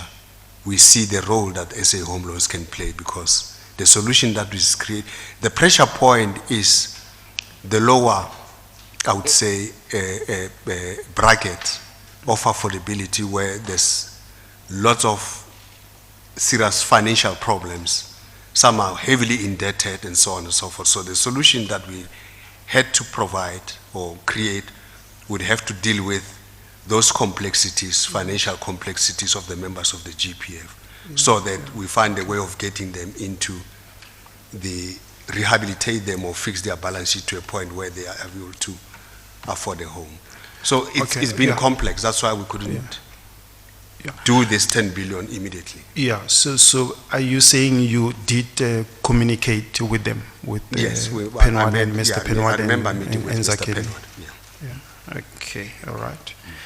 Next one is, in terms of, you know, you got 3 or 4 transactions or 5 transactions with BCH, the MMI group, Mr. Kimaponya. Do you have, I mean, you guys seem to have a bad relationship or not a good relationship, I mean, and you got 4 to 5 transactions. How is it going? I mean, before you left, you know, how was the going, given this to and fro and all that? Yeah, before I left, we were trying to clean up. First, we were able to deal with Daybreak. And the problems are, I would say, magnified in companies where governance is not that strong. And so Mr. Maponya is able to interfere or take claim for that space and drive his own agenda, you know. And I'm talking here about Mahai Makaya. In Daybreak, we were able to remove him, unfortunately, and replaced him, and the company started doing well. In Makai Makaya, we have stopped. We demanded an appropriate business plan and the change of the board as well, so that it's structured in a better way and strengthened. Where he has not been successful in influencing the direction has been at SA Home Loans, where the board has been strong, so he was not allowed to interfere with the business of the organization, as well as at Upgrade, where the board is also strong and has not been able to interfere with the business of the company there. So weakness has been where he has power to call the shots, and things just went haywire. In both instances, I would say more or less the PIC has taken over the companies that he was controlling. Both Daybreak as well as Makai. Makai is frozen now as we speak. Yes. Yeah. Yeah, okay, all right. Were you friends, with him ever? I mean, dinners, drinks, Yeah. Commissioner, Were you ever friends with him? No, I've never been friends. Limpopo and, Yeah. I've never been friends with Mr. Maponya. I've known him as a businessman, and we've treated, that's how I treat everyone that has a liability to the PIC. I have to know what they're doing, but not friends like playing golf and having dinners and all of that. These are commercial relationships designed to ensure that I understand what they are up to in terms of, in relation to their obligations to the PIC. Okay. That all they right. are No, funded. nothing like No. going to weddings and all those things. No. Okay. All right. Good. The final one is just in terms of this fee, 45 million, 95 million, it keeps dragging and dragging for years and years. I mean, why can't this be put to bed, either go to court and sort of resolve this, or do something about it? I mean, it's been going on for years, and I don't understand why it can be put to bed. Yeah, I understand Yeah. that's what's happening now. It's been to court. Hopefully it gets resolved there. I thought it was dead at some point. Okay, all right. Thanks. I think I'm done. Mr. Commissioner, with your leave, before my learned friend re-examine, my investigating team just asked me to put one question to Dr. Machila. Dr. Machila, my team tells me there's an entity involved in this transaction called Bird and Company. And there was a referral and success fee paid to Bird and Company. I can put you at ease, the Bird is not a surname of Low or anything like that. The name of the company is Bird and Company. Have you heard of that? No, I've never heard of that. You're saying the transaction fees were paid? There was a referral and success fee allegedly paid and then later withdrawn to this company. No, I'm not aware of that. Thank you, Mr. Commissioner. Yeah, can I just refer to the letter in terms of which a session was made? The letter of the 29th of April, but you don't have to look at it. Okay. But it cedes rights and or obligations, and I think those would be arranging and underwriting fees. Were any such fees due to the PIC or GEPF? Yes, Commissioner, there were underwriting fees due to GPF. Is that the 45 million? That's correct, Commissioner.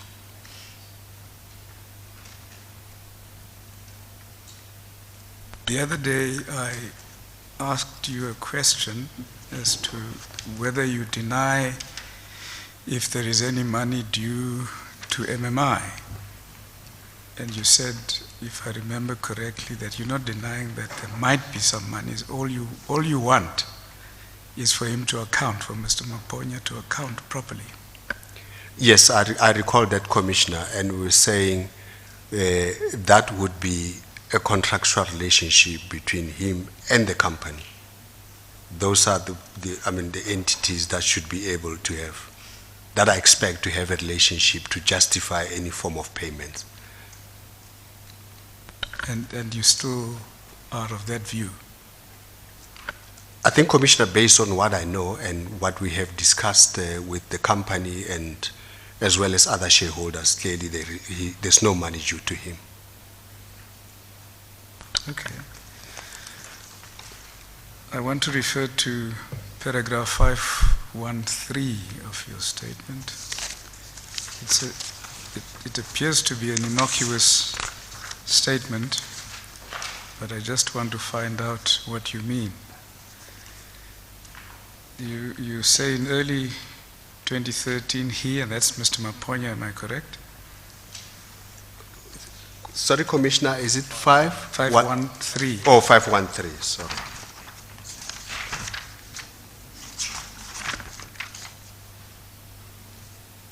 Got it?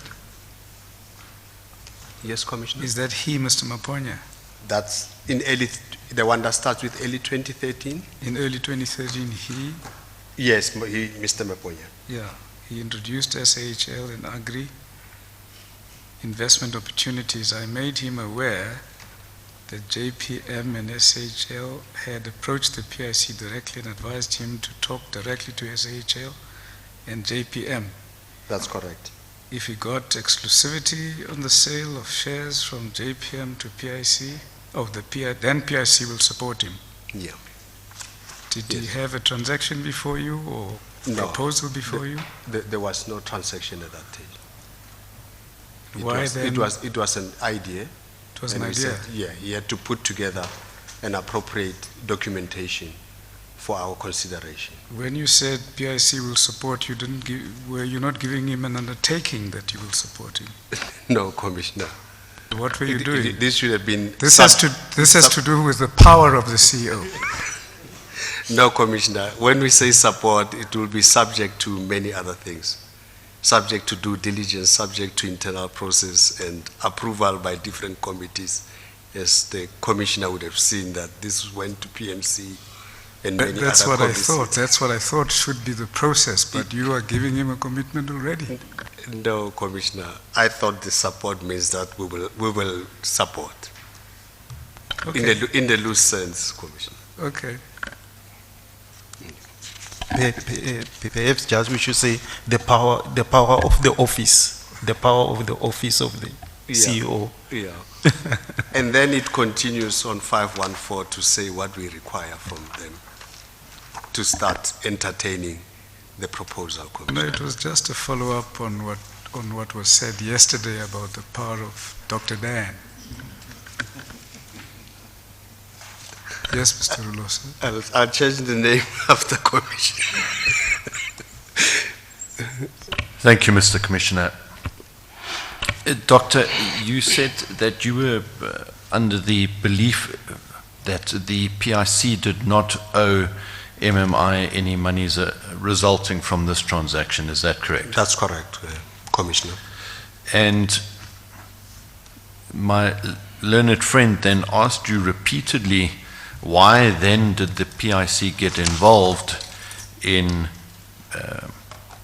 a debacle about paying monies to MMI? And in that regard, can I just refer you to paragraphs 523 and 524 and 525 of your statement? Yes. So the question is, if the PIC was not going to, it did not owe any money to MMI, why then did it become involved in a debacle about monies payable to MMI? I think it's very important to understand that this is a substantial amount of money, and definitely it will affect the finances of the company and profitability, and most importantly, the benefits that are supposed to accrue to the members of the GPF in the form of discounts. So we needed to make sure that if this is done, it is done in the proper way, and the company gets involved, the shareholders need to approve if they are comfortable that indeed, if there's money to be paid, it is done properly.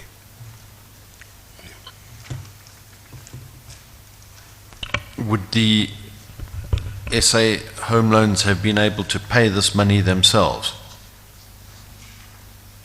The board will have to do proper analysis. In instances where that is the case, they'll probably be looking up to PIC. Hence, the issue of cession maybe would have been almost like a loan to SA Home Loan to say, if you have to pay, here's a loan of 45, which needs to be paid back at some point in time.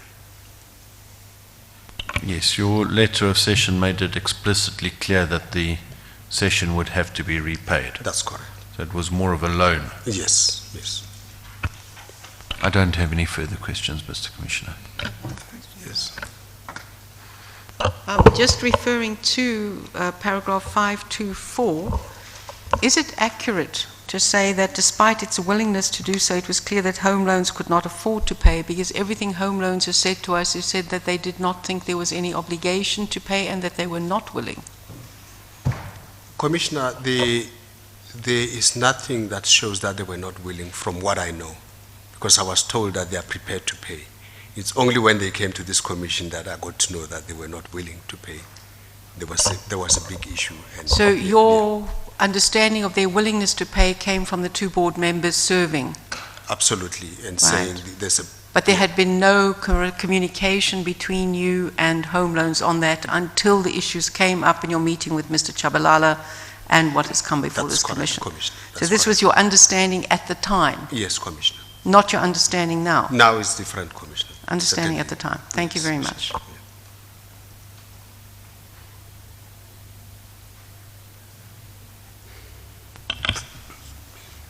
Thank you. Is everybody comfortable that we proceed? Thank you, Mr. Commissioner.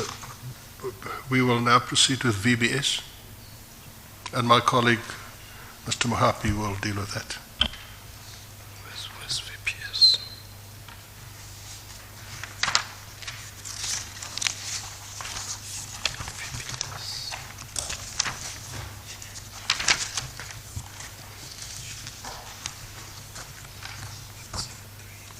173. It is on page Commissioners- 173. Thank you.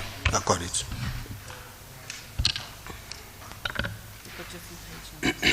Different. Okay.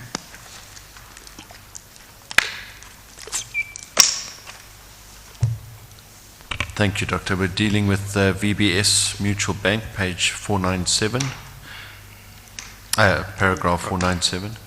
Thank you. The GPF inherited VBS Mutual Bank, short for VBS then, from the amalgamation of the Civil Servant Pension Fund of the Transkei, Bophuthatswana, Ciskei, the so-called TBVC states, and other similar funds of the central government of South Africa in 1994 to form the Government Employees Pension Fund that we know today. The exposure to VBS, at the time it was known as Bender Building Society, was about 10 million and invested in a perpetual bond or a console inherited from the vendor funds. The PIC received numerous expressions of interest to acquire PIC's exposure in VBS from companies and individuals in the past. The PIC was not a willing seller, as there was a strong belief that this asset was strategic with the potential to be grown into a regional bank servicing largely rural population of Limpopo, who were underserved in terms of banking facilities. PIC management deployed two executives who had roots in Venda to drive this strategy for the PIC.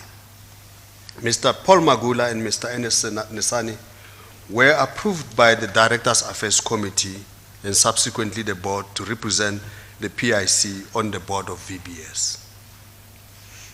The PIC supported the conversion of VBS from a building society into a mutual bank, seeing it as an ideal banking vehicle to serve disadvantaged public, but also to assist in the growth and development of black-owned and black-managed player in the banking sector, with the aspiration that VBS will grow into a fully fledged bank into the future.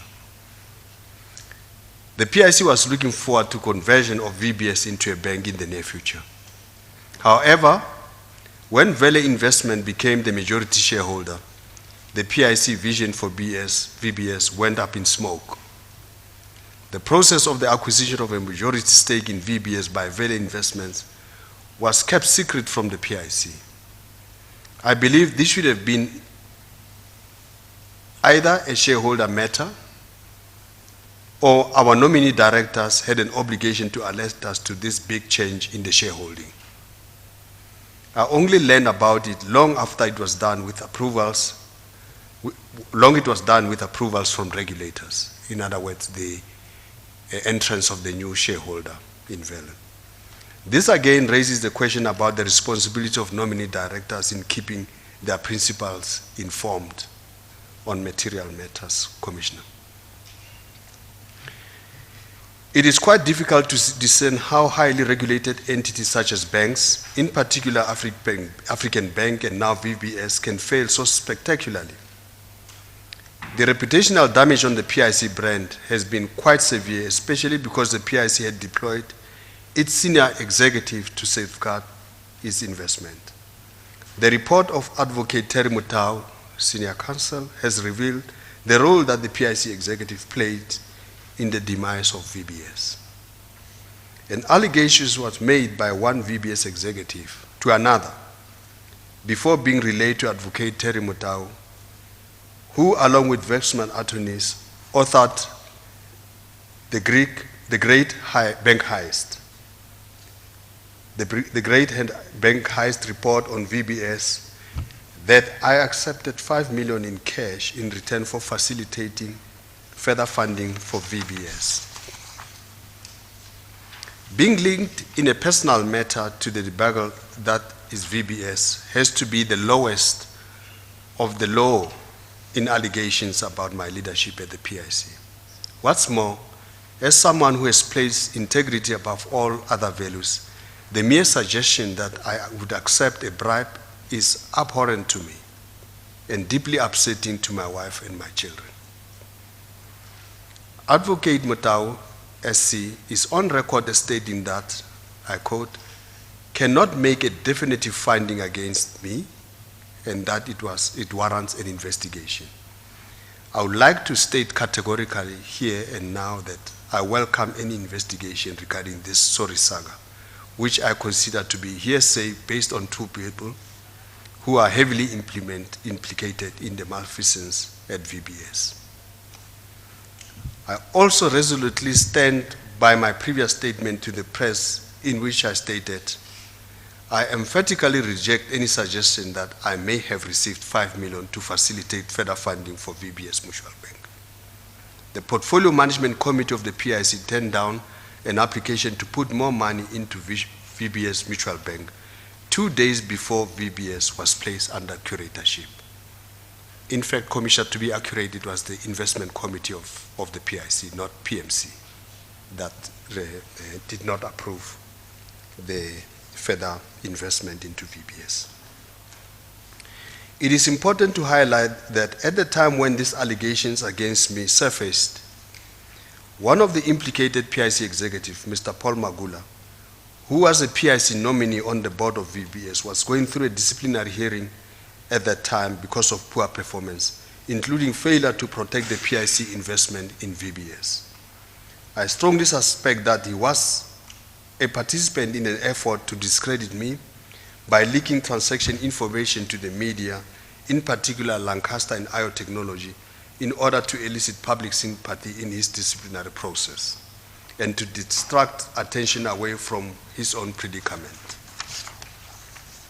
My final comment regarding VBS concerns the regulatory checks and balances that are supposed to be in place to hold this kind of a disaster from occurring. The Financial Sector Regulation Act of 2017, FSRA, has been cited as one of the most prudent and efficient set of banking regulation in the world. Yet, institutions such as African Bank almost fell through the net, and VBS did fall through the net. So, where was the regulator when all this was happening?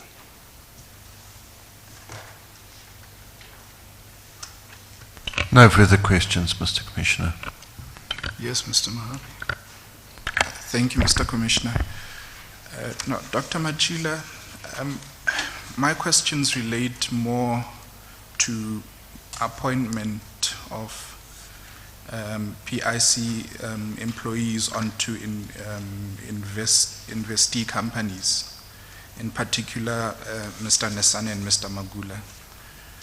I provided yourself and your counsel as well as the commission, and this is common cause, with submissions that were made to the Director Affairs Committee that is on the 29th of March 2012, and then what followed that is a submission made to the board on the 9th of May 2012. That's correct.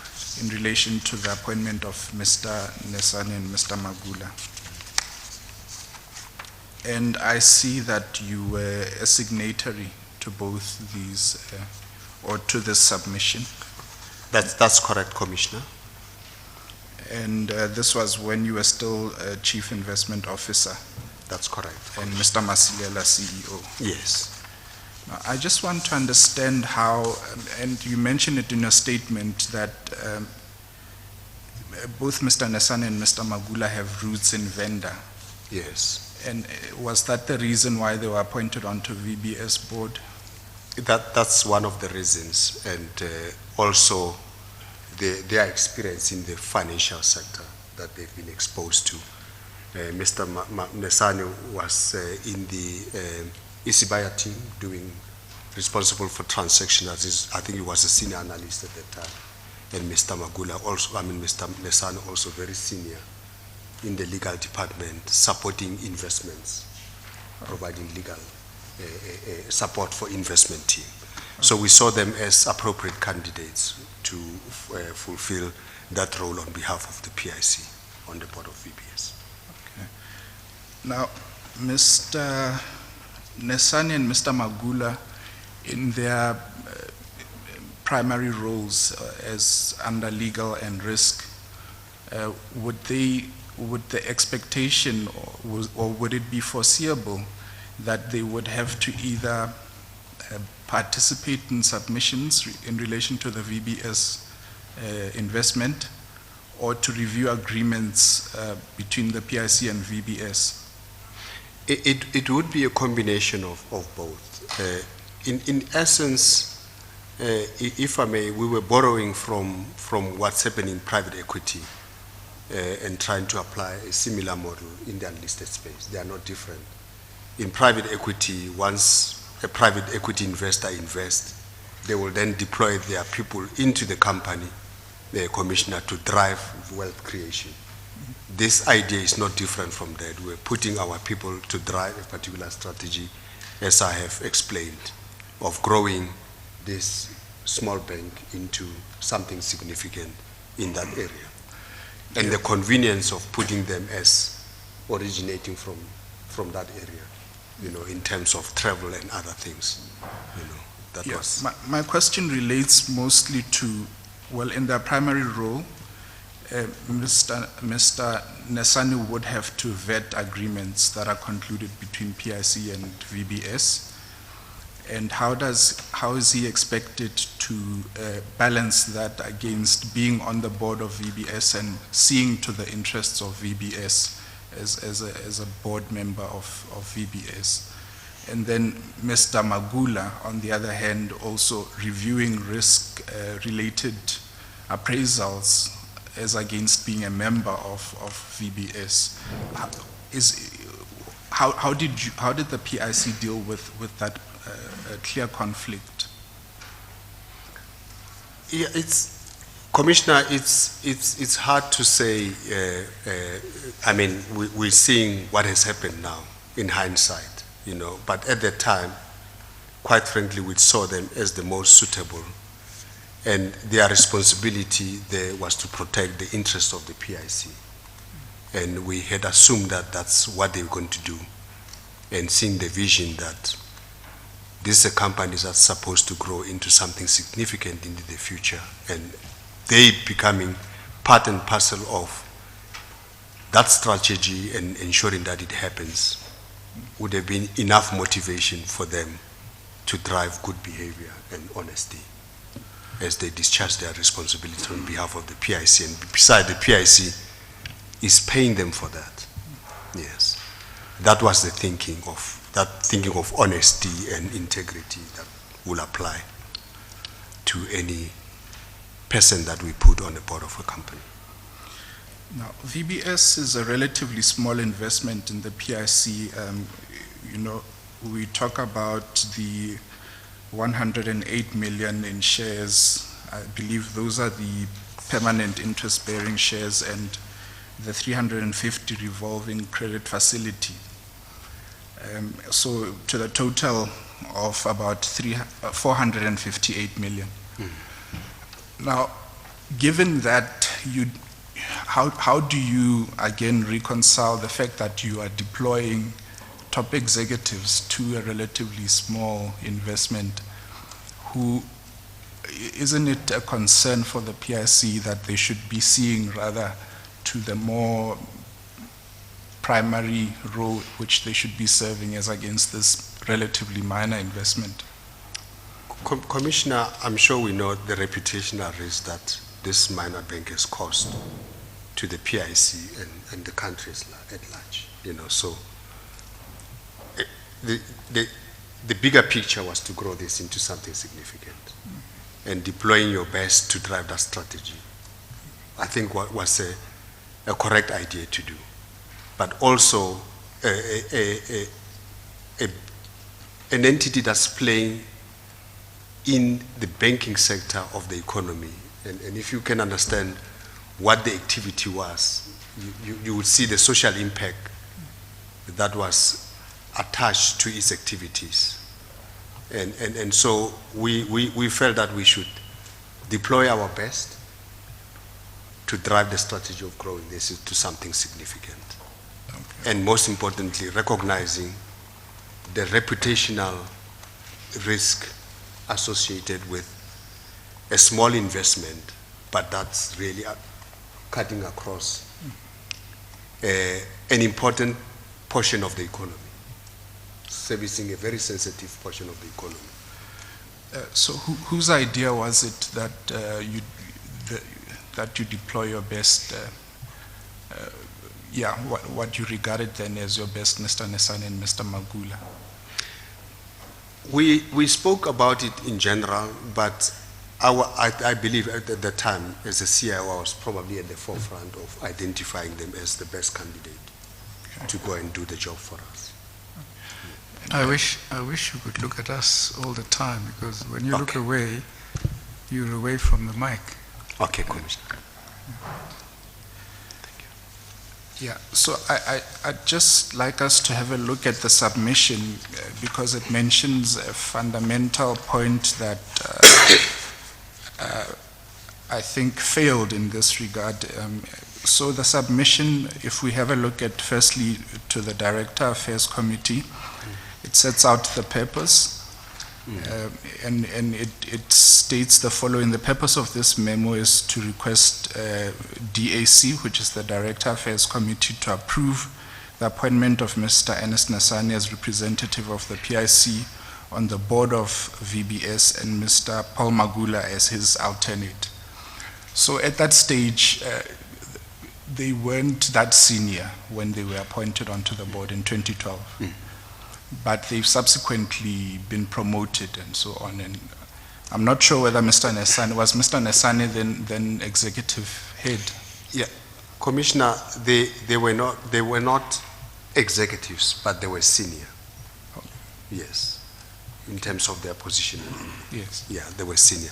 Okay. In fact, just below the head of department at that point. Okay. That's the level at which they are. Okay. And they since got promoted to executives at a later stage. Okay, Yes. that's fine. So, But they were senior, if I can say that. okay, and then what follows is the background and the discussion of the investment VBS, and on page 2, in paragraph 7, it stated that the PIC, as one of the indefinite period shares holders, was approached by VBS requesting the conversion of those indefinite period shares to permanent interest-bearing shares, which PIC Executive Committee investment approved in December 2011, with the following conditions which were duly agreed to by VBS. And that is, firstly, that the PIC will be entitled to a board representation with an alternate. So that's the important part that I wanted for us to look at. Yes. And then it subsequently then gives a layout of Mr. Paul Magula and Mr. Ernest Nasane's experience, and then it recommends to DEC that they approve the appointment of Mr. Nesane as representatives. And I see that it's signed by Mr. Selo Nkwane as Operations Manager, Isibaya Fund, Mr. Roy Raja, then General Manager Isibaya, yourself as the Chief Investment Officer, and by Mr. Masilela, then CEO. And attached to that is Mr. Nesane and Mr. Magula's CV. So, and we've said that that was followed then by a submission to the board. Yes. It's similarly gives the purpose, the background, and also sets out in paragraph 7.1 that the PIC shall be entitled to a board representation with an alternate. Now, what is the purpose of having board representation on investee companies generally? What's the rationale of having representation on investee companies? Yeah, it's important as part of what I may call wealth creation, and therefore influencing the strategic direction of the company. And PIC would have a view as an investor in this instance. If we take VBS as an example, the PIC will take a view to say this company may have an important role to play in a particular area, or it has an impact in the economy in this particular way. And our strategy insofar as investment return and sustainability through environmental, social, and governance issues, may require certain governance interventions to drive this company in the right direction. And it's not going to benefit the PIC only, but that intervention will benefit the wider stakeholder base, including other shareholders. And therefore, it becomes important to then put someone that will assist in driving that strategy.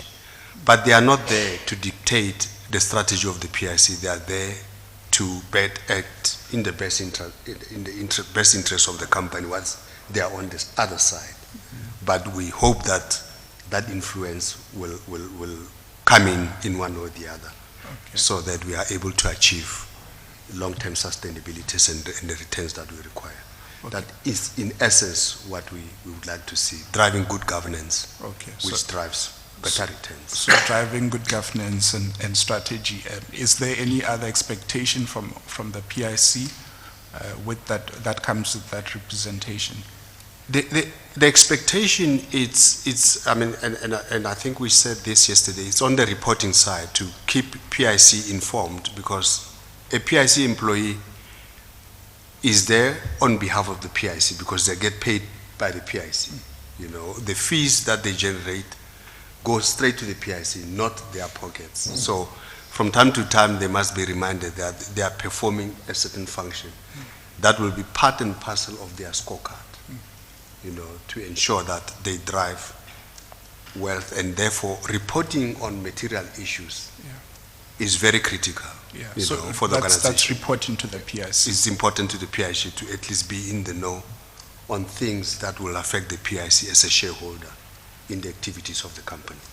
Okay, so why was it ever a reason for them not to disclose to the PIC things which later became revealed as this fraudulent scheme?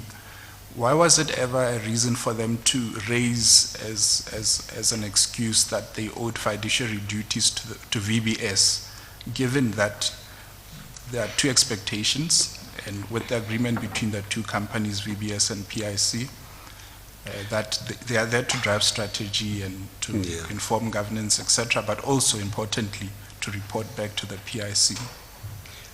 Well, I don't know why that was the case, but from testimony in the report by Senior Counsel Mutau, it's clear that they were told to keep quiet. or they were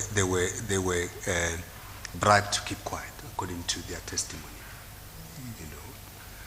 In addition to that, by the way, the PIC has got a team from the Portfolio Management Committee that is also supposed to get appropriate information in order to keep us informed independently of them. But it appears as if quality information was not forthcoming from the company. Would you attribute the demise of VBS, at least from a point of view of the PIC, not having the early warning signs and not receiving early reporting from Mr. Nesani and Mr. Magula, would you attribute partly that to them? Or would you attribute it entirely onto them? I think it's a combination of both, because as I said, there's also a PMV team that should have been able to get the quality reports for us to make such an assessment, but they also had an obligation to keep the PIC informed as our representative on material issues, you know, and unfortunately that didn't happen. So by and large, I would say they were part of the management or the board of VBS, unfortunately, and management colluding not to provide the right information to the PIC and the regulator. It would appear, because the regulator was also kept in the dark, even though they had two compliance entities, one internal, external, to ensure that they check the systems of the bank are in good shape. The bank is compliant with the regulation, its regulatory obligations, but it does appear as if that was not the case. Even the regulator was misinformed on the activities of the fund, of the bank. Yeah, so they were appointed as far back as 2012, and it appears they got promoted. Was it ever reviewed, the fact that they then occupy subsequently top management, I mean the topmost management positions in their division, was it ever reviewed? Is it reviewed as a matter of general practice in the PIC? Yeah. There is that review, and I can't remember what it has revealed, but if you look at the bank itself, I think probably the PIC became a little bit lax, you know, because the fact that they were promoted was because they were doing their work, and they were better candidate for those positions. And at that time, the reporting on VBS was good, to an extent that we ended up converting and, most importantly, providing a 350 million facility for contract financing. That was on the basis of the reports and continuous engagement that they were providing at that time, you know. I think the biggest problem came when Vele came into the picture and shareholding changed and so on and so forth. That's where we hit problems, and this thing was on a downwards spiral. Then on. Yeah. So, did either of them did you ever raise any issues regarding, on the reporting side, did you ever raise any issues whether the investment is performing well, whether there seems to be problems in the performance of the investment? Did either of them ever report? Yeah, I have raised those issues at some point, that especially at the time when Vele came in, I was concerned that Vele came in and we were not informed that there's a new shareholder. And the process of by which Vele became a big investor, you know, was done in a secret way. We didn't see it. By the time they were the biggest shareholder, and we asked why, and they said to us, well, the regulator has approved, they've gone through all regulatory requirements and they've passed, and therefore they are now the biggest shareholder. You know, so that was the start of my concern as to why such an issue, a material issue, is never reported. And we raised concern about reporting from then on. Yeah. Was that the end of it? I mean, that should have warranted, I think, a bit more than just being surprised and you know, expressing disappointment that they didn't report earlier that this had been the case. I mean, the PIC has been diluted significantly by this new shareholder who comes out of nowhere. Is that the end of what happened to them from your point of view? I think, Chair, Commissioner, we post that we met with the new shareholder. They provided full information about their credentials, and we took it to our board to say now we have a bigger shareholder into the bank, and let's move on, you know. And then things started falling apart very quickly, unfortunately, you know. Before we could make further interventions, we were taken by surprise by everyone else, you know. Yes, of course, this takes us back to the conflict that's there, because in the two masters that they are now serving, they are receiving bribes and a better incentive, so to speak, and that is surely a risk that you should have seen, and I'm not sure what has happened subsequently after the demise of the PIC with board appointment nominees, and whether the fact that you've got particularly assurance providing directors in the PIC, one from risk, one from legal, whether that is not a concern that, you know, they would have served better. And we know with the evidence that's been provided to this commission that Mr. Nesani went further by subordinating the 350 million facility, you know, dishonestly, because he inserted clauses in that agreement which shouldn't have been there, or which were not approved by the PIC.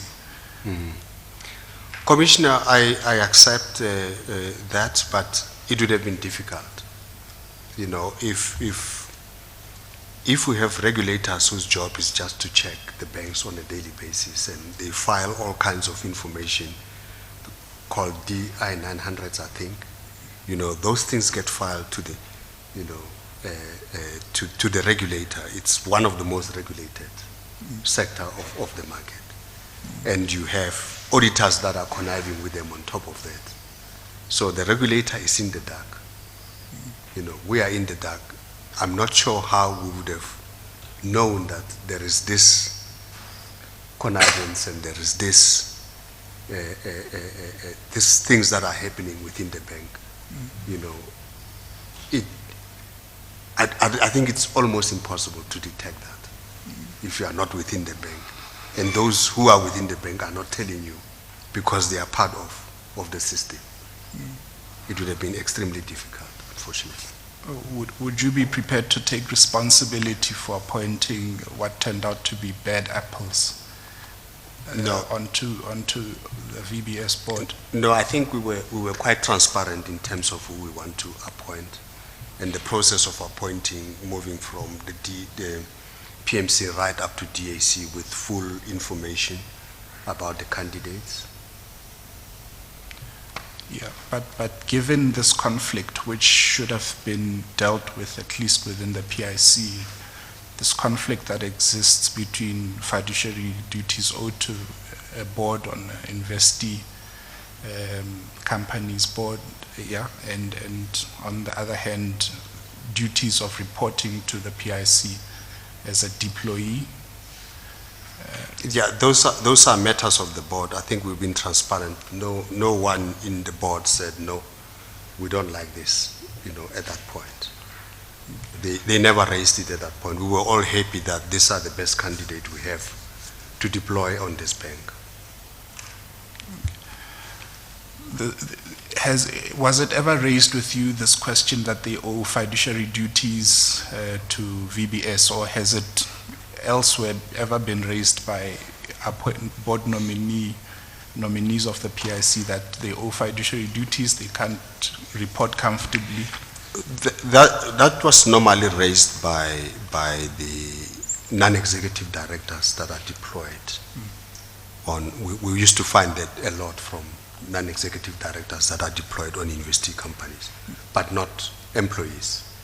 And employees, we understand that there is that fiduciary obligation or responsibility to the asset, but they are there and they get paid their salaries, they earn their salaries from the PIC and not from the company. Yeah, So it's slightly different with employees. Yes, They so need to understand that it they is are surely an working. exception that Exactly. they can't, it can be raised as an excuse. Yes. Similar to maybe the analogous position of a proxy being given a mandate to go vote in a particular way. You can't come back to your principal and say, but I can't tell you what happened because I owe fiduciary duties to the company. You're there on the ticket of your principal. Then, in relation to the allegations against you, we know that Mr. Popi Mukudubwane is the person that said to the Modau investigation that he was told by Chairman Matodzi, the VBS chairman, that the 5 million in the suitcase that he gave to Mr. Matodzi was to be given to you. But we know that that is an untested allegation. But Mr. Mukudubwane gave that evidence under the protection of that act. I think it's FISRA, or So, what did he have to? What did he stand to benefit disclosing this to that investigative team? Why would he mislead them in relation to what Matodzi said to him when he gave him the cash? And why would Matodzi have said that to Mr. Mukudubwane?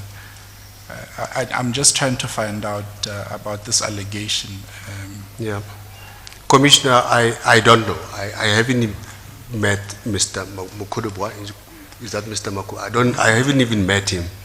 I probably met Mr. Matodzi twice at the PIC when they were requesting a line of 150 to save them, and at Treasury when those discussions were then had at Treasury around the issues of VBS having taken deposit from municipalities. We were part of that meeting. So I have no relationship or whatever. I mean, this now the other one that says I got a loan from the bank as well. I completely deny those. I don't have any relationship. I don't know them. I know Mr. Matodzi, as I said, from those two meetings, and further on nothing. I don't know what he was standing to gain, or whether it was part and parcel of damaging my name. I guess that would be the main reason, just to drag my name in the mud. Yeah. And you say that this has been a matter of great concern to yourself and your family.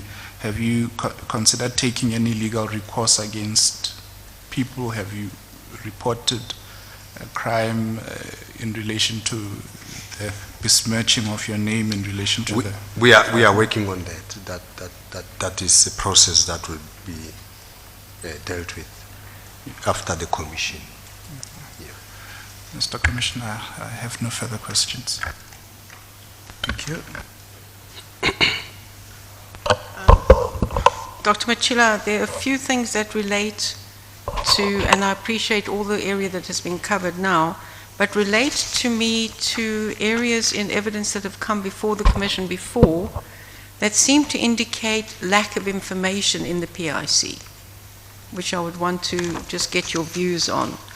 Mr. Nkwana, when he appeared before the Commission, said He was not aware that part of the conditions of the investment committee's approval of 350 million was that 200 million could be dispersed, and based on the performance, the balance of 150 million can be dispersed, and the whole amount was dispersed.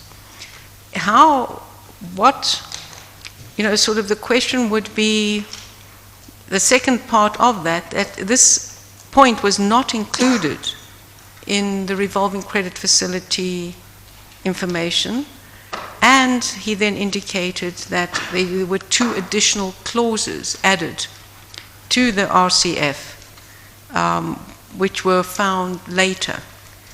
So there were 2 elements there. One, the approach to the full drawdown, and secondly, the change to, or the insertion of clauses that were not in the original.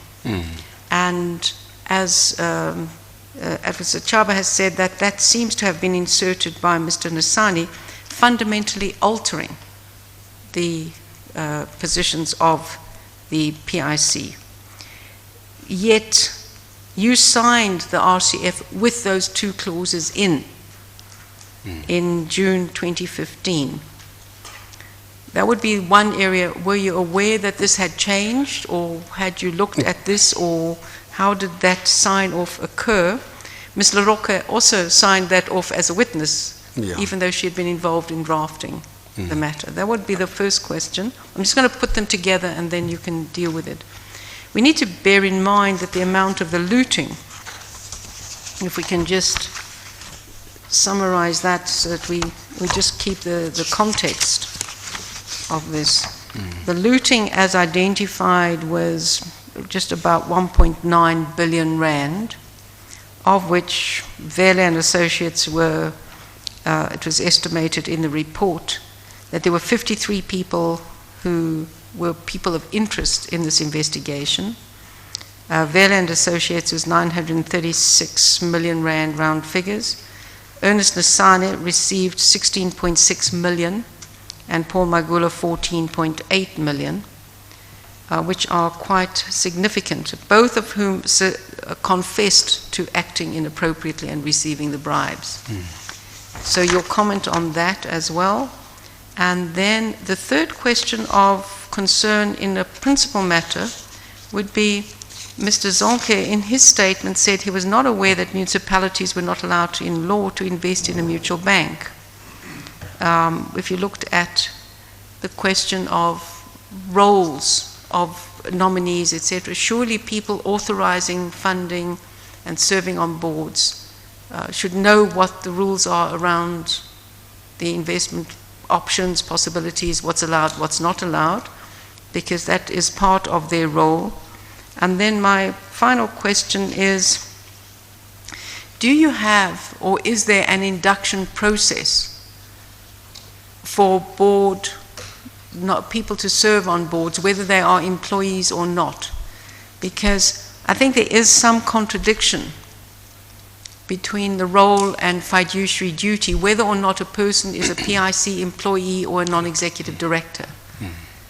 Whether, how that reporting line takes place, and whether you as the PIC, I think I've raised this before in a discussion, whether you as the PIC have a side agreement with the investing company, so that if we put somebody on the board, there is a clear agreement that part of the investment, part of the conditions of that investment, and a person serving on the board is that they do have a responsibility and role agreed between both entities for reporting back to the PIC.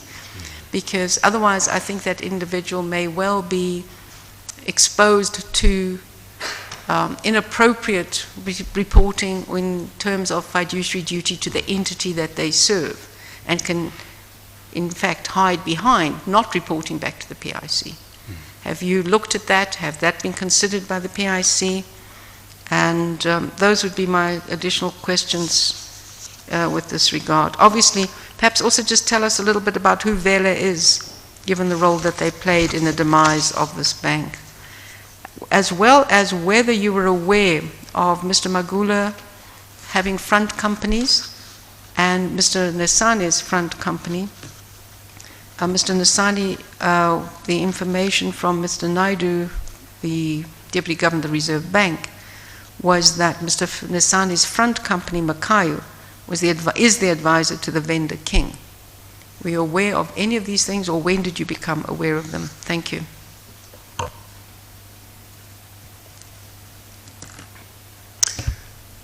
Commissioner, the PIC is an investor in many companies. And we play, depending on the instrument that we've provided, if it's a share, we play the role of a shareholder or a debt holder, or a mixture of those in instances where we've provided both instruments into the company. Unfortunately, we are not in the business of running companies. Those are the responsibilities of the boards that are supposed to manage the companies on behalf of the PIC. The best we could do is to put people on the board, as we said, to at least enhance the board's ability to be able to drive the strategy of the company and have influence in line with PIC's aspirations if they help the company to perform better. The responsibilities of those directors, if they are employees, we expect them to understand that they are employees of the PIC. But my question, my question is, do you have an induction in which they are fully made aware, cognizant of their role and what is expected of them to be when they serve on those boards? Absolutely, Commissioner. I was going to get to that. Yes. Yeah, I'm trying to get to the answers. Okay, sorry, I'll try to be fast. So we have, and there was a policy. I think it's still applicable at this, even at this point, that we don't put someone on the board without having gone through this training. And this training used to be offered by an independent service provider to induct our nominees on duties and responsibilities of directors before we deploy them. That was the practice. So sorry, all of the people who you have deployed have been through such training? I expect them to have gone through that because it was policy at some point, or practice. I'm not sure if it was converted into policy, but it was practice that we put together quite a while back. The process of the PIC, once an investment is approved by a committee, it will have a resolution that specifically says this is a transaction, this is how much you are putting in, etc., etc. Legal has to translate that into legal agreements. So a revolving facility that says that it must be ring-fenced and so on and so forth, the legal agreements are supposed to capture that. Once those are negotiated and finalized, legal will write to us as executive, and it will go through a number of divisions and certain executive heads to say, we have reviewed these contracts. They capture the resolutions of the board, and here are the salient features of this contract. Key clauses are this and this and this. And we recommend that you sign the legal agreements. That is the memo that normally comes to me, and it will pass through the person who's responsible for the deal team, before it gets to the office of the CEO or someone who will sign off on the legal agreements. And on the basis of trust, I do sign these legal agreements. And the statement by the witnesses that were here, Ms. Brenda Mdluli, said that the execution copy or the copy that she saw didn't have those clauses. It was complying 100% with the resolution of the committee. Also Ms. Leroge. And they said they were surprised when this was the final execution copy that I signed had been altered to subordinate our instruments and so on and so forth. In fact, when the VBS went down, I was disappointed, but I kept saying to myself, but at least we only lost 108 million. It came as a shock when I was told that, in fact, the 350 has been subordinated as well, it's gone. Because my understanding was that the legal agreements are saying that facility has been ring-fenced. So, again, it's an issue of fraud more than anything else. That is very difficult to detect when it's performed by people who you trust and are supposed to be performing that. It also linked Just to- on that question of the alteration, was there an internal investigation by the PIC, given that this then became clearly and inserted two clauses that fundamentally altered the rights of the PIC? Did you investigate internally how that occurred? Commissioner, when I left, we were busy putting together the terms of reference for an investigation into circumstances around VBS, and most importantly, the role that some of the or PIC employees have played, those that we are aware of, and probably even those that we may not be aware of. This is, I understand, the report that was finally done by a company called Nexus, but I was in the process of putting together terms of reference of this investigation to cover all those aspects to understand where the problem came from. And the issue of looting, again, is quite difficult. Nobody saw it. We only now, all of this are revealed through a thorough investigation by the Motau Commission. I don't think PIC is not different from other stakeholders that lost money in this. The issue of munis, this is the meeting that I attended at Treasury to understand what was going on around challenges with VBS. And that's when it was revealed by the DG and the Deputy DG that they actually wrote to the VBS and told them that they are not allowed to do this kind of thing. But unfortunately, that has been the practice that was going on for quite a while, So VBS has been acting in contravention of the Municipalities Act for a considerable period. So my colleagues, unfortunately, were not aware as well. I can come to their defense as well that they were not aware that there is that law. Vele, we only got to know about Vele once they were investors. And we didn't have enough time to do an investigation and understand how they're operating and so on. And they basically told us, and of course, that would be true, that they've been approved, because they can't just be shareholder without approval by the regulation in terms of their ability to hold such a big position in a bank. They need to be approved. So we derive comfort that the regulator would have reviewed and passed them in terms of the law that only more than 15% of the bank, they have all the regulatory, they've met all the regulatory requirements to be a big shareholder, a shareholder of reference for that matter. So Just on that, the evidence that was given was that it was not clear whether regulatory approval had been sought or obtained.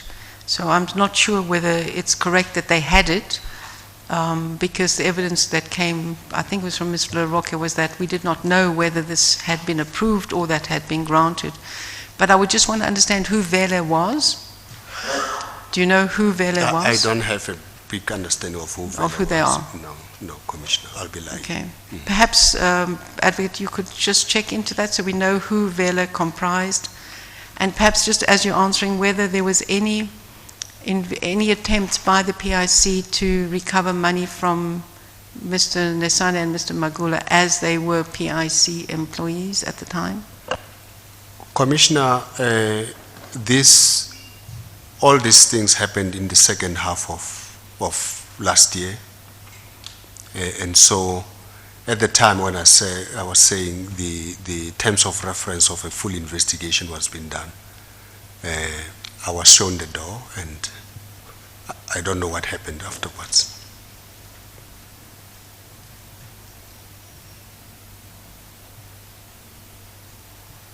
Thanks, Commissioner.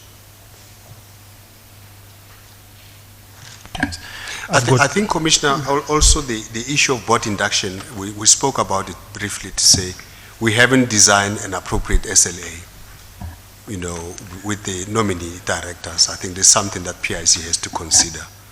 And the advice says that it can be done, but that the board of the company must approve.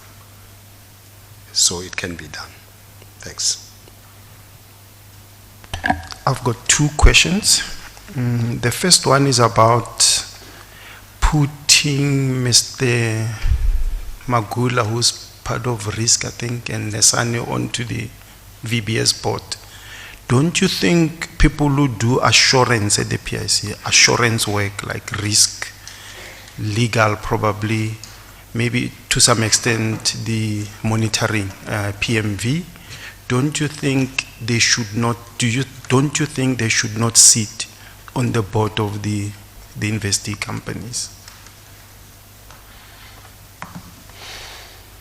Because of the work they do, that, you know, if you sit on the board, then you must do some risk report. How are you going to be negative on a company where you are a board member?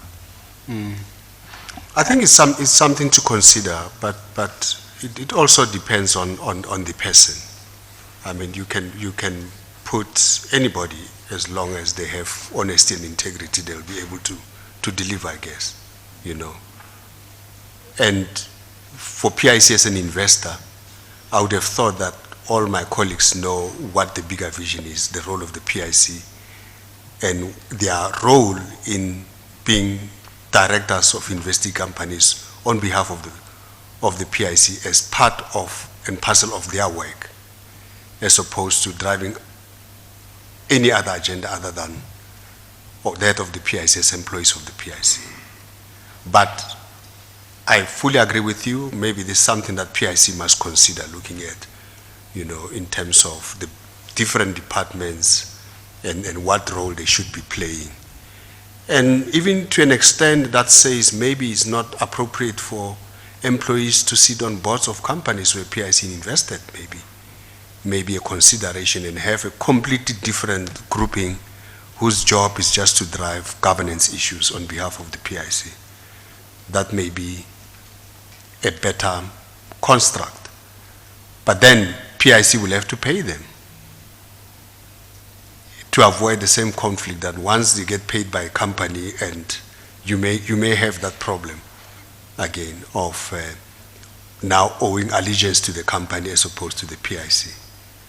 You know, so that can be considered in the new model based on the learnings from the past. And I mean, generally, you saying it depends on a person, it's quite an issue, because, you know, people are different, you know, and maybe it's better to have the policies and the structures, you know, than to talk about people, because you can never know about people. I mean, this constitution here in this country was created for Mandela, for like President Mandela, and you know, you need structures, and people should fit within those structures. Yeah. But in addition to structures, you also have regulators. The people that we're talking about are representatives who have been approved by FIRES. In other words, Financial Sector Conduct Authority, to say you are fit and proper, you can look after the assets of clients, which would include the activities of sitting on the boards of companies. You know, so there is that obligation as well in terms of the law that should be complied with, you know, to be able to administer this kind of services, you know. So I fully agree with you. There could be additional policies and that should regulate the activities and the behavior of employees. The next one is it's a bit different, and I'm sure it can be dealt with somewhere else, but maybe we can just quickly look at it. You mentioned that Mr. Magula was leaking information throughout and all that. Across your statement, actually, you mentioned him quite a lot. And this is part of our terms of reference, The question is, without talking too much about it, the question is this: how many and who are the key leakers of information? Who are the key people at the PIC who actually leaked information? Yeah. You mentioned Mr. Magula, but according to you, who are the chief people who leaked information? I think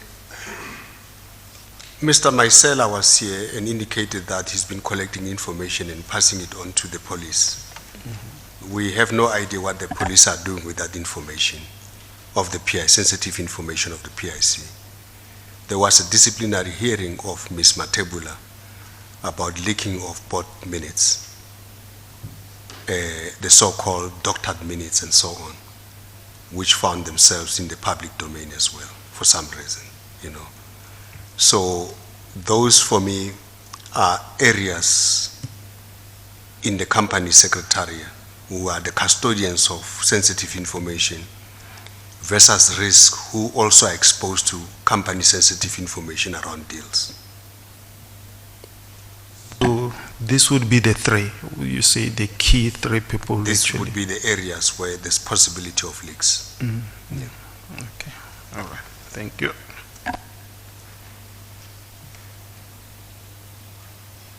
Anything else, Mr. Ulosa?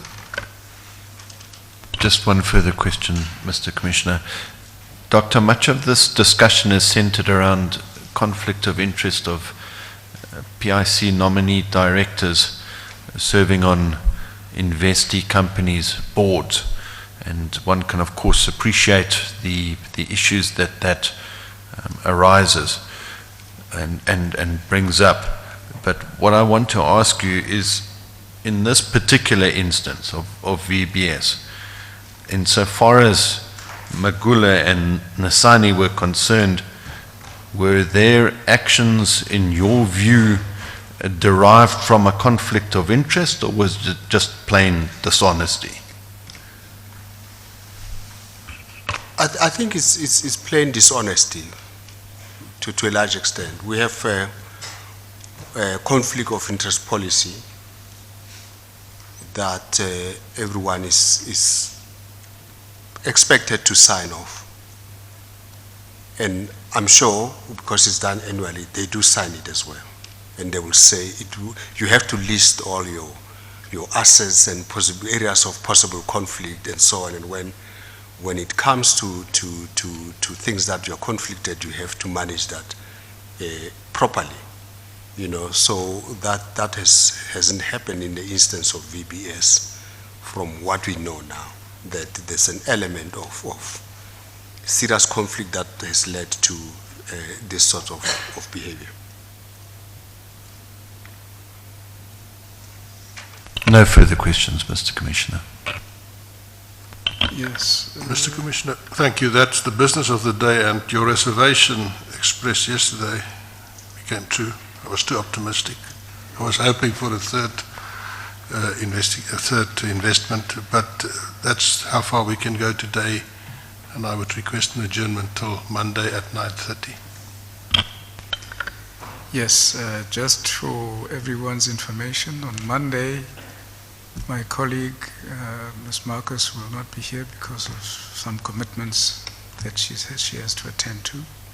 So it will only be the two of us sitting here. All right. Having said that, we shall then adjourn until Monday. Date? 9:30. 22nd It's the 22nd. at 9:30. We'll adjourn until then. Thank you.